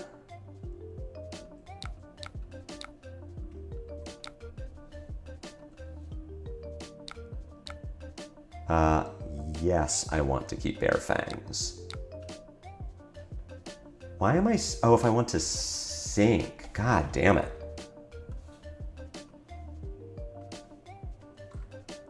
Sorry. I want to... Okay. I need to get... Ugh. I keep getting confused by Talishar. I keep thinking it says, do you want to keep? And the answer is, yes, I want to keep. But it's asking me, do I want to sink?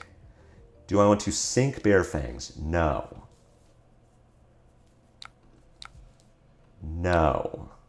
I guess then I wanted to sink the Bare Fangs. Oh my god, this is how I've been confused. This is why Riptide is at 2 instead of 1. Oh, I was supposed to block there too. Oh my god. I was supposed to block with the wind up. I just keep getting confused. I know I was supposed to block more. Ugh. It's all right. I'm comfortable throwing this game away.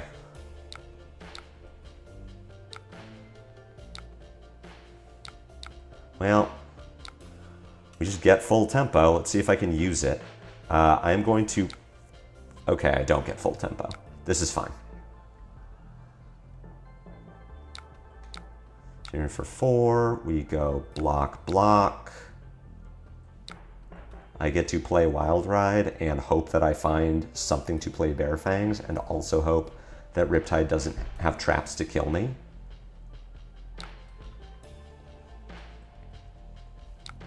Because I might just die. Let's see. Wait, why did I make... Chat, I'm out of it. Why did I make this play? I had to play the Bare Fangs, which is just more damage. For some reason, I thought I was going to get to keep a card. I was confusing the Wild Ride with the Bare Fangs in my arsenal. Like, okay, I get to play a 2, discard a thing. I don't... Ugh. This is rough. This is rough going.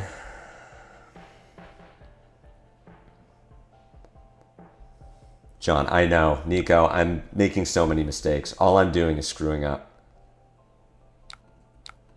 None of this is good or right. The inertia trap pings us for 1. I lose my arsenal. Ugh. It's all right. I've mentally checked out of this game. Right on time. I just block 5 and pray. Hey.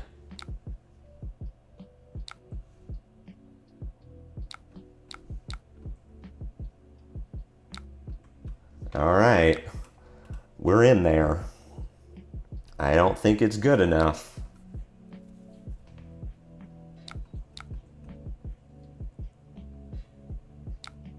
Hey, we're dead. I'm so over this game. This should not have killed us, but I've made so many misplays over the course of this game. So Ataya, they're definitely showing up way too late to be useful, which so far, oof, we're gonna lose this one, which so far is my impression of Ataya.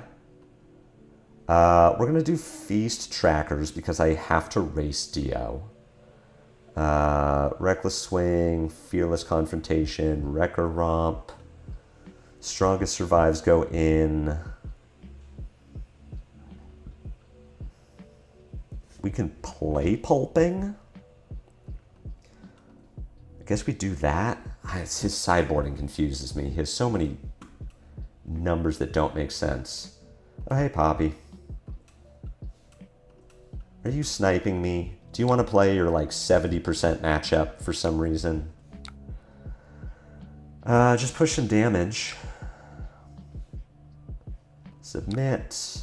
I don't need to play out this hand. I'm just going to Gauntlets Mandible Claw. I guess I'm not going to Gauntlets here. I guess I'm going to Mandible Claw because Dio gets to just block. And then if she's going to pitch cards to draw off the top, then I will Wild Ride to just push more damage.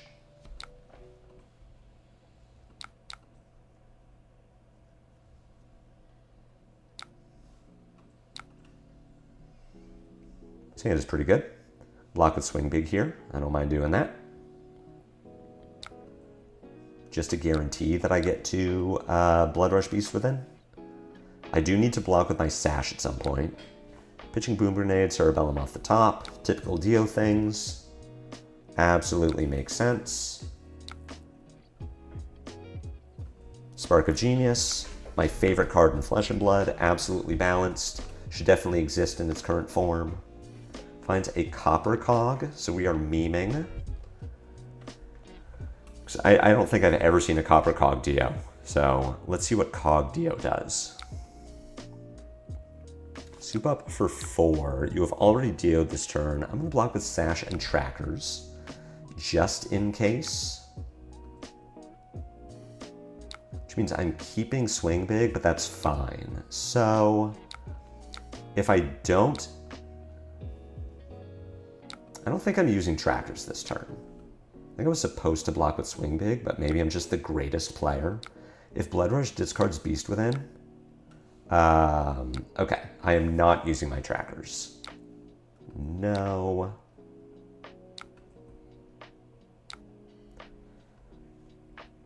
We find things. I can Claw. Do I need to Sash this turn? I can Claw, Wild Ride. I think I'm supposed to Sash this turn.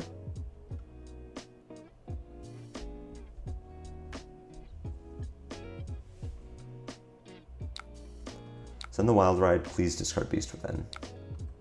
Unlucky. Oh my god, we turned the Bear Fangs into something worse. Okay. Do I need an action point? An action point will let me Beast Within Smashing Ground, which is kind of cool.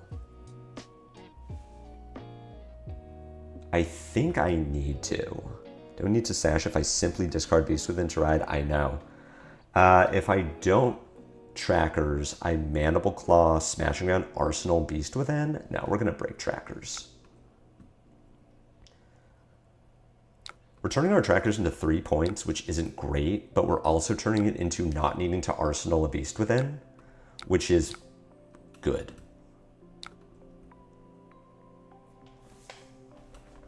Yeah, this was less than ideal. It's possible I was supposed to Mandible Claw first. And now we Smashing Ground. So Dio does need to give us armor because she's not playing Crown EP. The problem is she can give us all of her armor because Dio's fridge is nuts. Even without adaptive plating with Tinker Rings to block 5 and then 7 with balance. She just gives us her armor, makes a cog that doesn't do anything, turns Balance of Justice into a 6th card, and then we fucking die. Because this hero is very good in the aggro mirror. She's less good in the general field, as I've talked about. She's very difficult to play at a high level. She can't just fall over to Earth sometimes. She has a very hard Florian matchup. And now we're fucking dead because she is much better in the aggro mirror than she is in the general field. I can block with a Vigorous Smash Up, fix the top of my deck so that I know what I'm going to draw with my Blood Rush, and we're just hoping that gets us there. We also have Flesh Bag. Dio finds the item on top, so now gets to cheat with Cerebellum Processor. I'm not going to worry about blocking this. Dio is already Dio'd, so there's no Boom Grenade off the top that I need to care about. I also really don't need to block with Smash Up if I don't need to. I can just Blood Rush. Oh, this is such a fun game, Poppy. I'm glad that we're doing this. 2 Sparks in 2 turns. Is that good?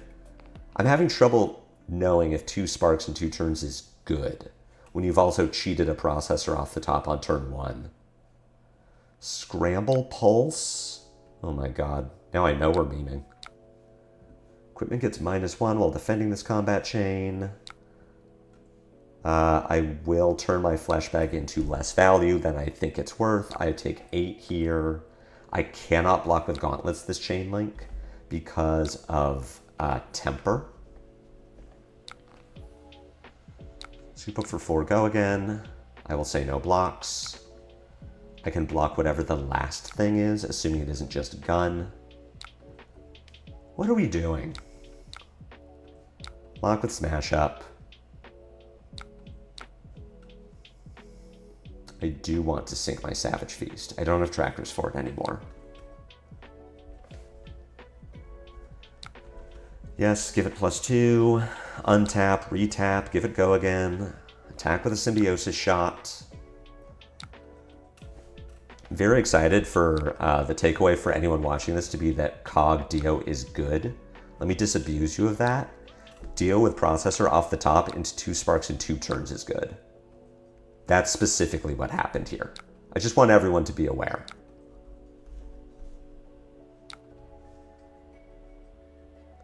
All right, we get to Blood Rush for free.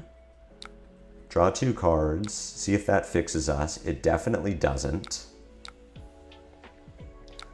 But I do get to come in for 6, followed by 8. That destroys this arsenal.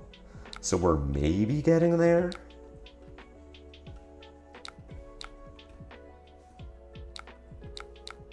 Yeah, but how is all that supposed to happen without the cog? You're so right. The cog definitely couldn't have been any other item with the same effect. Opponent goes to 2, loses the arsenal. If we draw a Reckless Swing, we win the game. Never had it.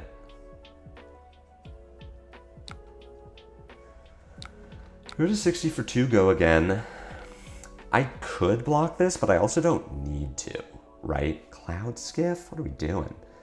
I can wait for... I will use Gauntlets here. I'm like, I could wait for Heist. So far, there's no items in Banish. Net X, when this hits, you may put an item with cost 0 or 1 from your hand into the arena. I will block here because this hand just doesn't convert, so I would like to start blocking. Do I want to sink Beast Within? Yes. We're at the point in the game where if I discard a Beast Within, I probably just die. See if Dio has the item to cheat in. Of course, it's a cog processor. What did you show me? Fast and Furious? Cog processor coming in for 4.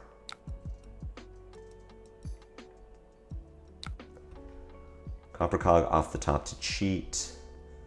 So you get to send 9 damage at me. Now you get to send 11 damage at me. Well, I'll block with Show of Strength.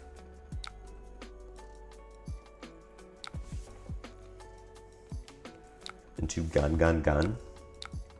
I don't need to block with Gauntlet here. It's not going to do anything for me this turn, but I don't need to block with Gauntlet here. He hates tapping cogs. Makes me wonder if... I guess Symbiosis Shot is right for this deck. I'm like, could you just play Spitfire? But Surely that's worse. You know what? We are going to block with Rex here. Because you show me Scramble Pulse, I'm going to assume that you have more than one in the deck. So I will block with my Gauntlet to make sure that I don't get screwed over by Scramble Pulse later. Show Strength, probably demanding 3 cards. Oh, right, it comes in for 9. That's so cool. Demanding 3 cards. We are up tremendous.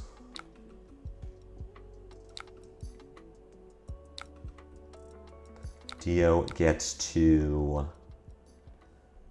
Oh, this hand is less ideal. Cog Processor go to 0 action points. I wonder what the card in hand is. We just get to send Wild Ride, hope to find something. Hey, we find another Wild Ride. That's good. We get to 5/3/5. Probably taking the hand here, if not just winning the game. Third Spark, love to see it.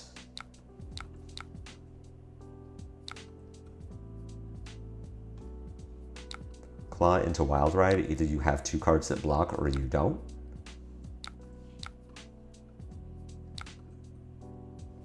Let's see it. Looks like no. Hey, we got there. Cerebellum Processor and Arsenal. Average value per turn at 18.5. Alright. I take it back. KO insane. Remember the 5/5/5 deal from Domino's? Chat, let's give you one more. It's about time for me to go eat lunch, but let's give you one more.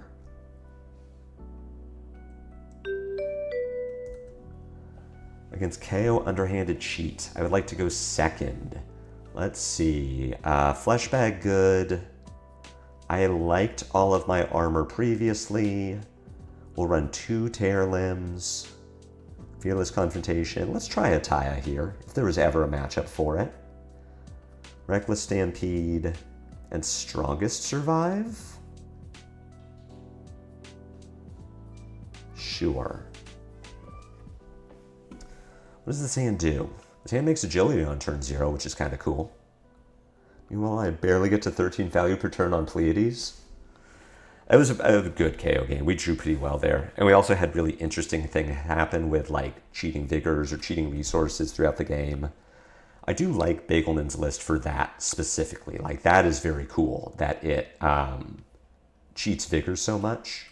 Energetic Impact with Yellow Vigorous Smash Up is something I want to experiment with. I also like what he's doing with Fearless Confrontation, where this is just Mighty Windup that blocks 3. NIMBY for 1. Why, yes, I will block 6 here. This is fine. Maybe I'm supposed to keep the Send Packing because it has relevant text. Are we on KO for Worlds? I'm not good enough to play in Worlds, aggro. I have to play in the Calling like a scrub. And I am not playing KO in the LL Calling. Hey, this hand sucks. I guess this hand just does 16, right? Do I love it? No. Is it good enough? Yeah. Am I on KO for Worlds? No. If I was playing CC in Worlds, I would probably be just like hammering Verdance games for the next 3 weeks. I think Verdance is easily B-diff, and like it isn't particularly close.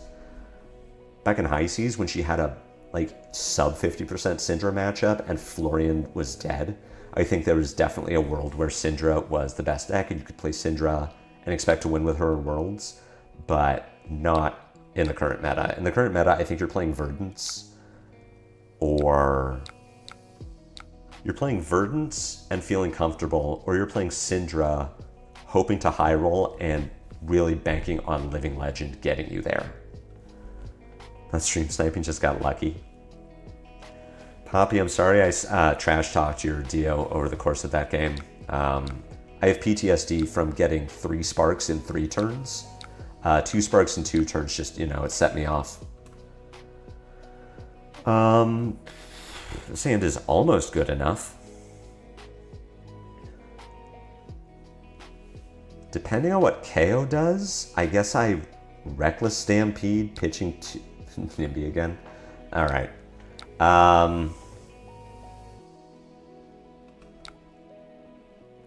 We can aggressively leverage armor here. Send the Reckless Stampede, arsenal the Bear Fangs. I'm told that's what I'm supposed to do in this matchup to maintain a life lead against RKO. So maybe I'm not supposed to block with leathers. I'm supposed to take a point here. What am I playing Saturday? I will be playing Syndra. I don't have time to get the Verdance reps to feel comfortable playing Verdance, so I'm just gonna play Syndra for the rest of the season. Start working on Living Legend for the calling in Philly. And then when I get back from Philly, that's when I'll start practicing Verdance for RTN in January. Or whatever best deck. If she gets bans in November or post-Worlds and becomes not the best deck, oh, I got trash talk. I'll have to speak to your manager. I didn't trash talk you, I trash talked your hero. Because Spark of Genius is broken and needs to be banned. I'll be practicing whatever the best deck is for RTN in January, assuming I vibe with it. So I don't vibe with Gravy. I find the deck difficult to pilot. It just isn't something that clicks for me, and I don't think I can get through that in a month. So I will be working on Verdance, who I do jive with. You're showing me a show of strength? Of course you are. I'll keep a Fearless Confrontation on top. Been trying out the Bagel list too without Fearless as I'm poor. Got my first kill with Reckless Swing today. Such a Reckless Stampede. I think he's got some really good ideas for how the deck functions. There's some cards in here that I don't like. And I don't understand all of his sideboarding, so I'm having some trouble at times. But for the most part, I like what he's doing. What is happening? You just grabbed outside interference? Blocking blow for 9? I cannot KO this away. Okay, what am I doing this turn? I can block.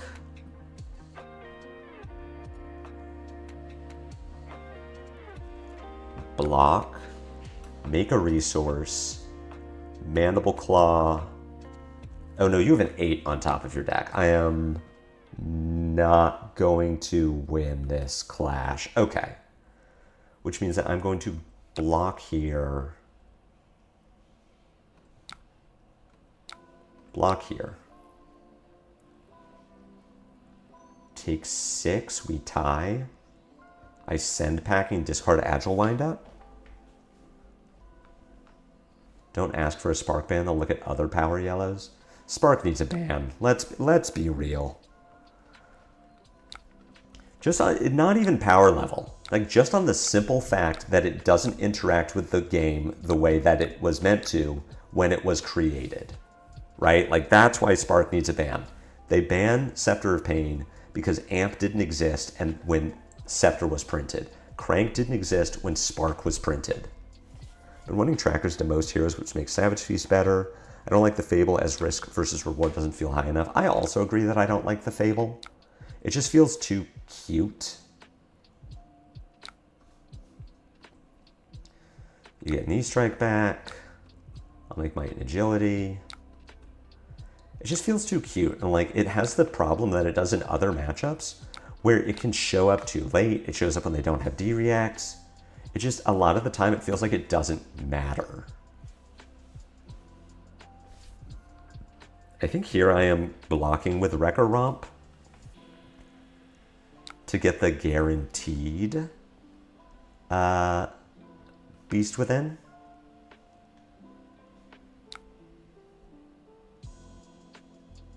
You have more health than them? Oh, because you had Booze. Booze here looking pretty good, and this is about to become 10. One game today from 2 Sparks. Broken card need to be banned. I do think it needs to be banned. I do think that it's a broken card. Yellow Sigil? What are we doing? The RKOs have lost their minds.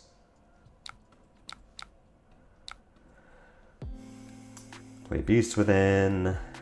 Draw a Buckwild is pretty nice. Draw another blue is pretty nice.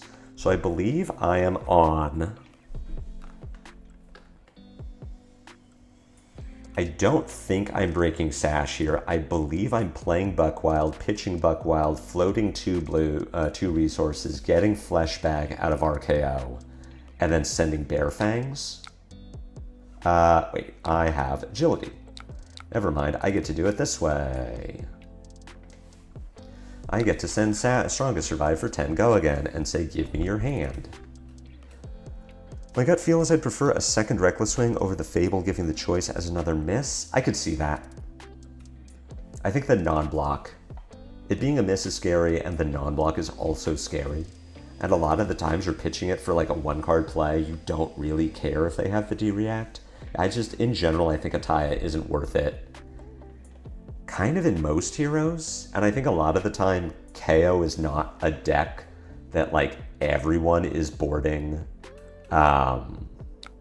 disruption for, or like D-Reacts for. 2 Mocking Blows give and take. Okay. So your line is going to be E-Strike for 7. Which I'm now supposed to... It's just Buckwild, right? I guess not Buckwild, right? Oh my god. God Gamer. I have to say God Gamer for the short. Alright, you go to 23. It probably E-Strike for 7, I would assume. Yep. Strike for 7, we draw into Ataya, so I get to do the thing. Like, maybe this is where I'm like, oh, you know what? Ataya is so good.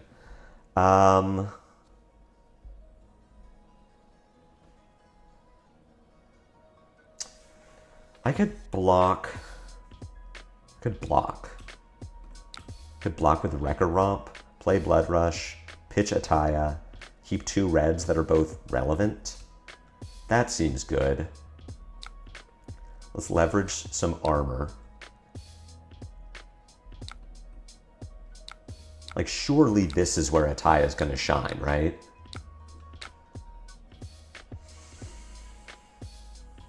I have to Wild Ride here? I don't have to. I think I Sash. And hope that if I get Fleshbagged, Kayo takes Strongest Survive and not Reckless Stampede.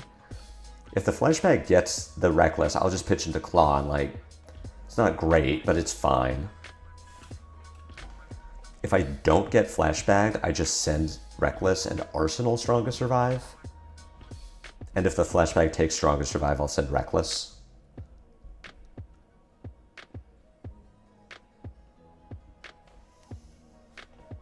I think after this game, I'm going to open up Bagelman's list again, and I'll just do a quick run-through of cards that I played today that I thought, hey, this was good, and I liked it.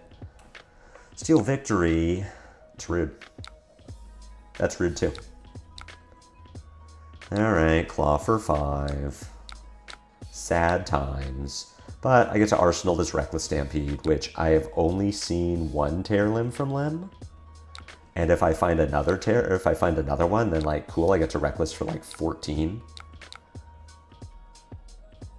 Sure. No. Also, this hand doesn't convert. But maybe your hand doesn't either, so how am I blocking this? I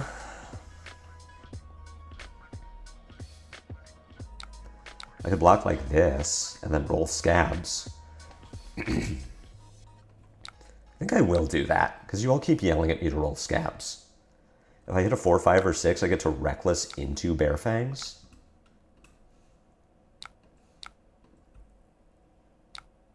Nice. Chat, always roll Scabs. Roll Scabs every time. We follow this with Bear Fangs.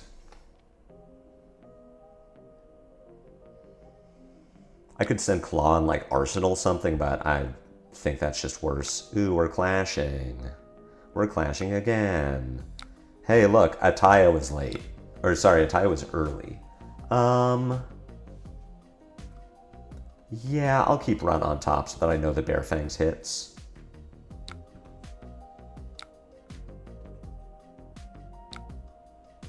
You're showing me a CNC.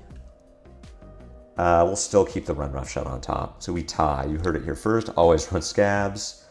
I'm just a god gamer today. These are the Kayo games, you know? Have to remember, sorry, you kept the CNC. Okay. Remember that our opponent has a CNC on top of their deck. I just realized my opponent has Savage Sash and not Tunic. I don't think I've ever seen an RKO play Sash. So this is interesting. Hey, look, Ataya was early. Yeah, can you imagine if this was the Ataya turn? We'd be so up. E-Strike buff power. I need to not have an arsenal as much as possible. So I'm just taking this damage. I'm going to Wild Ride, pitch, Smashing Ground.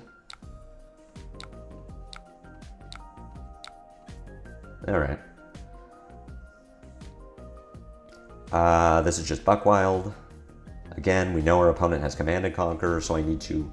As if I thought they didn't have CNC, then I would be happy to Gauntlet, Claw, Arsenal, Buckwild. But I know they have CNC, so unless they block with it, I think I'm supposed to respect it. We also haven't seen a CNC yet, so even if opponent blocks with CNC, I could probably guess that they have a second one.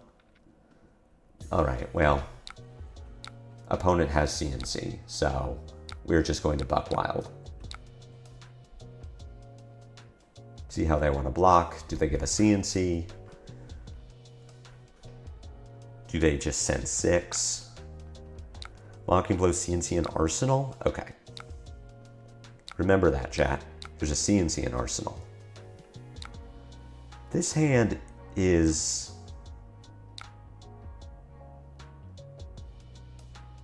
fine. Do I Wild Ride here? I could send packing for 7, get the CNC, but then I'm arsenaling and they just keep the CNC. If I play Tear Limb, pitch the Fearless, is that better than just Wild Riding? Let's try it. Unlucky. Oh wait, don't enter. Lol. No.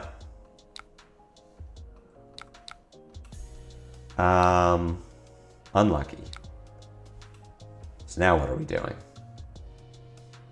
Just send Beast Within for 12, I guess? Yeah, not for 13. It's not great. Wish we had discarded this to the Tearling from Limb, but you know, we'll take it. And packing for 13, I believe. I wish we were. It was right there. We were that close. Could never be us. All right, opponent. We know they have a CNC in Arsenal. This is threatening lethal. They do need to give us more cards. Okay, great. They've given us enough cards. Still sitting on the Sash. I would love to know what the Sash is for. Is the Sash just block 2 and then get to like 2-card CNC at some point in the game? Or you get to 3-card CNC pummel? That must be it, right? You're just assuming... stop stealing my victory. Among aura tokens on the field. Okay. I can't, like, let them steal it and then... All right, you take 6. You are going to CNC for 8. How did you make a might?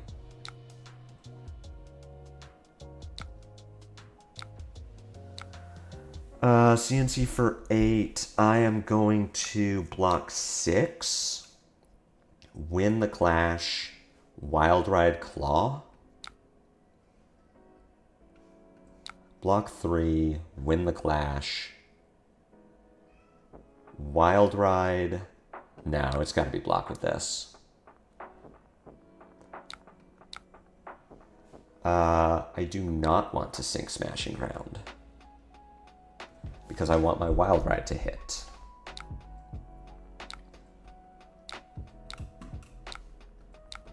Sending the 2-card 9. Yeah, so Energetic Impact wasn't good there, but that's why I really like yellow Smash Up in Bagelman's list. I think it's sweet when you could just bank 2 Vigors off of blocking 6. If we got to bank 2 Vigors there, we could activate Gauntlet as well. Actually, couldn't. weirdly, because we wouldn't be able to pitch for the Wild Ride. But it's very cool. I do like yellow Smash Up in this list quite a lot, and that's something I want to experiment with too. Ooh, we'd like a point for me. What are we looking for? We got Blood Rushes still in the deck. Hey, there's one. You have only played one CNC. I don't feel like I'm supposed to arsenal this Blood Rush, right? I don't feel like I'm supposed to play Reckless, pitch, arsenal. Definitely could. We still have 2 Tear Limbs in the deck. This is our last Blood Rush. I am going to play the Blood Rush here just to try to find more damage from this hand. I get to Mandible Claw, Wild Ride. I don't want to start with the Wild Ride because we still have 2 Tear Limbs left. And if oh, sorry, 1 Tear Limb. I think I only boarded the 1.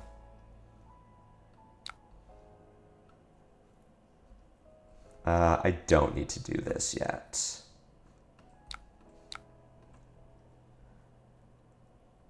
We'll send Claw for... Oh, sorry, that was Claw for 6. Okay, I'm going to activate Gauntlet then. I need it to be a breakpoint. I'm going to send Claw for 7, Wild Ride for 8. Forgot about my Might token. And we were just going to Wild Ride here. We could have Wild Rided first and like tried to find another 2 for 8. But I think that's just worse.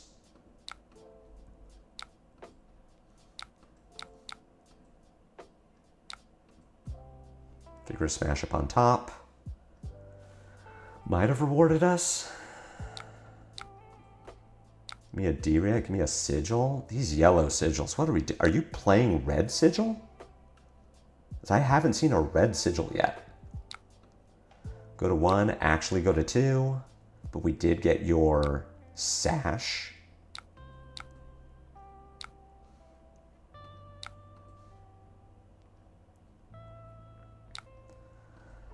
We're supposed to Wild Ride here. As sad as we would be to hit that Tear Limb.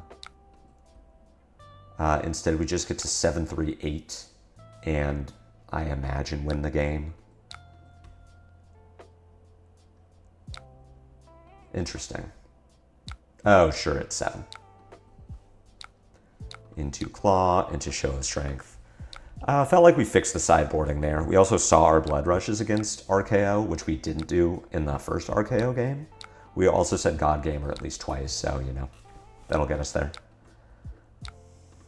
Hey, it's a red Sigil. We found one. And we get there. 15.25 per turn versus 14.55. All right. No. Okay, so that is it for games. Let's quickly pop over to Bagelman's list and let me just run through cards that I liked. Even make them real big.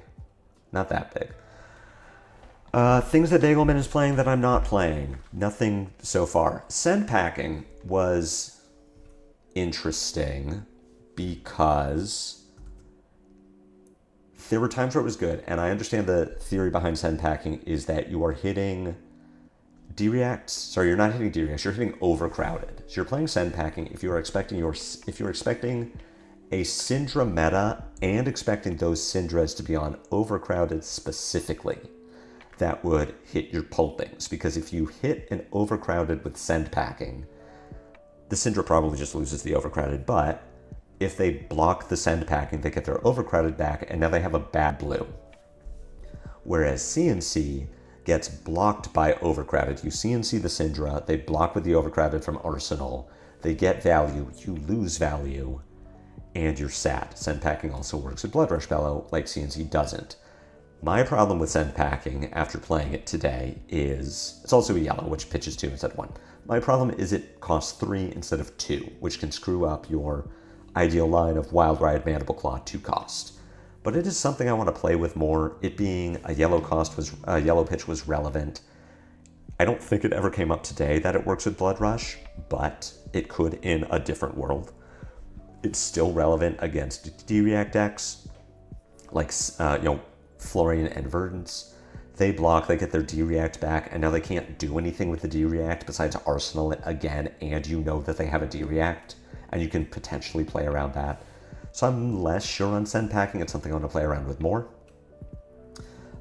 Yellow Vigorous Smash Up was great. I loved it. I want to experiment more with this card. I want to test between Vigorous Smash Up and Wrecker Romp. Is the 1 Yellow Vigorous 2 Wrecker Romp ratio good? Should it be 2 Yellow Vigorous 1 Wrecker Romp? The reason Wrecker Romp and Vigorous are here is for energetic impact, because when you block with energetic and Wrecker or energetic and Vigorous, this banks a resource with Wrecker, this banks 2 resources with Yellow Vigorous, and then you get to do cool lines like I block 9, give a 3 block energetic and Yellow Vigorous, make 2 Vigor, and then send Swing Big for 8. And that was my 4 card 17, which is an insane rate. This is something I really like. It gives Kayo more defensive opportunity and more high roll potential, so that's something I'm going to be experimenting with. Specifically 3 energetics, some number of Vigorous, some number of Wrecker Romp, probably building towards that ratio of 2 yellows and, some of them 2 Vigorous and 1 Wrecker, or 2 Wrecker and 1 Vigorous. Fearless Confrontation, never discarded for Mandible Claw, but it's something I do want to play around with. It's a 3 block. My problem is I don't own Fearless Confrontation, so that might just not work. If you don't own Fearless Confrontation, you just play 3 Mighty Windups like we've been doing since Heavy Hitters, which is probably what I'll do unless I proxy my Fearless Confrontations. Did you wait a new Aurora, and what do you think her ability will do? I don't know. I am desperate for new Aurora. I am desperately missing a skill-expressive aggro deck with a higher floor than what Dio has, and that needs less mastery with the deck than Dio does. So I'm really missing aggro Rune Blade, which could be Aurora, it could be new Viserai. We're probably getting Monarch 3 at some point in 2026. Maybe we get new Viserai, and I would play that. I'm desperately missing new Aurora. I don't know what her hero power would do, because her hero power wasn't what made her broken. What made her broken was her card pool, the Runeblade card pool, and generic 0-for-4s with Lightning 0-for-4s and Channel Lightning Valley and Burn Up Shock were all nuts. So I don't know how you fix her. Banning Flicker Wisp is a good first step, but besides that, I don't know. Sideboarding. I never played Massacre, at least in times where I was supposed to, but I also never played against an Earth Hero today or a Guardian, and those are where you are playing Massacre. I hate No Fear and will never play this card in my deck. I will just play a second Massacre because No Fear is here for the Earth Heroes. Plays around Felling of the Crown, plays around Plow Under if you play it from Arsenal, plays around Burn Bear or Light Up the Leaves in Verdance. But it's a miss and not a particularly good card without setup, so I don't like it. Yellow Bearfangs, my understanding is he is playing this instead of the 3rd Pulping to play around Syndra's, but just play the 3rd Pulping, so that's what I'm going to do. Reckless Stampede is sweet. Savage Feast is a card I need to play more with. I need to watch Bagelman's video to see when he was bringing in Feast and Trackers, because based on what Scowling Fleshbag was saying, it's in the aggro matchups where I haven't been playing it, so I need to try that. But Trackers is great for high roll potential, especially with Savage Feast, so that's something I want to experiment with. 2 Strong Survive instead of 3 is probably right. Authority of Ataya is not a card that I'm going to play. I don't think it's good enough. I get why it's here, but I don't particularly like it. It's a miss. It's a 0 block. A lot of the time it just lines up with them not having D-Reacts, and then why are you playing this card? And Fearless Confrontation, the 3rd Terror Limb, 2 and 3 Terror Limb for limbs are just good.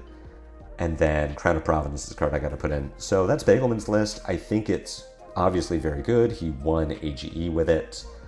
I don't agree with all of his choices. I want to play around with some of them, but it's a great start for future KO streams, which you will all see later.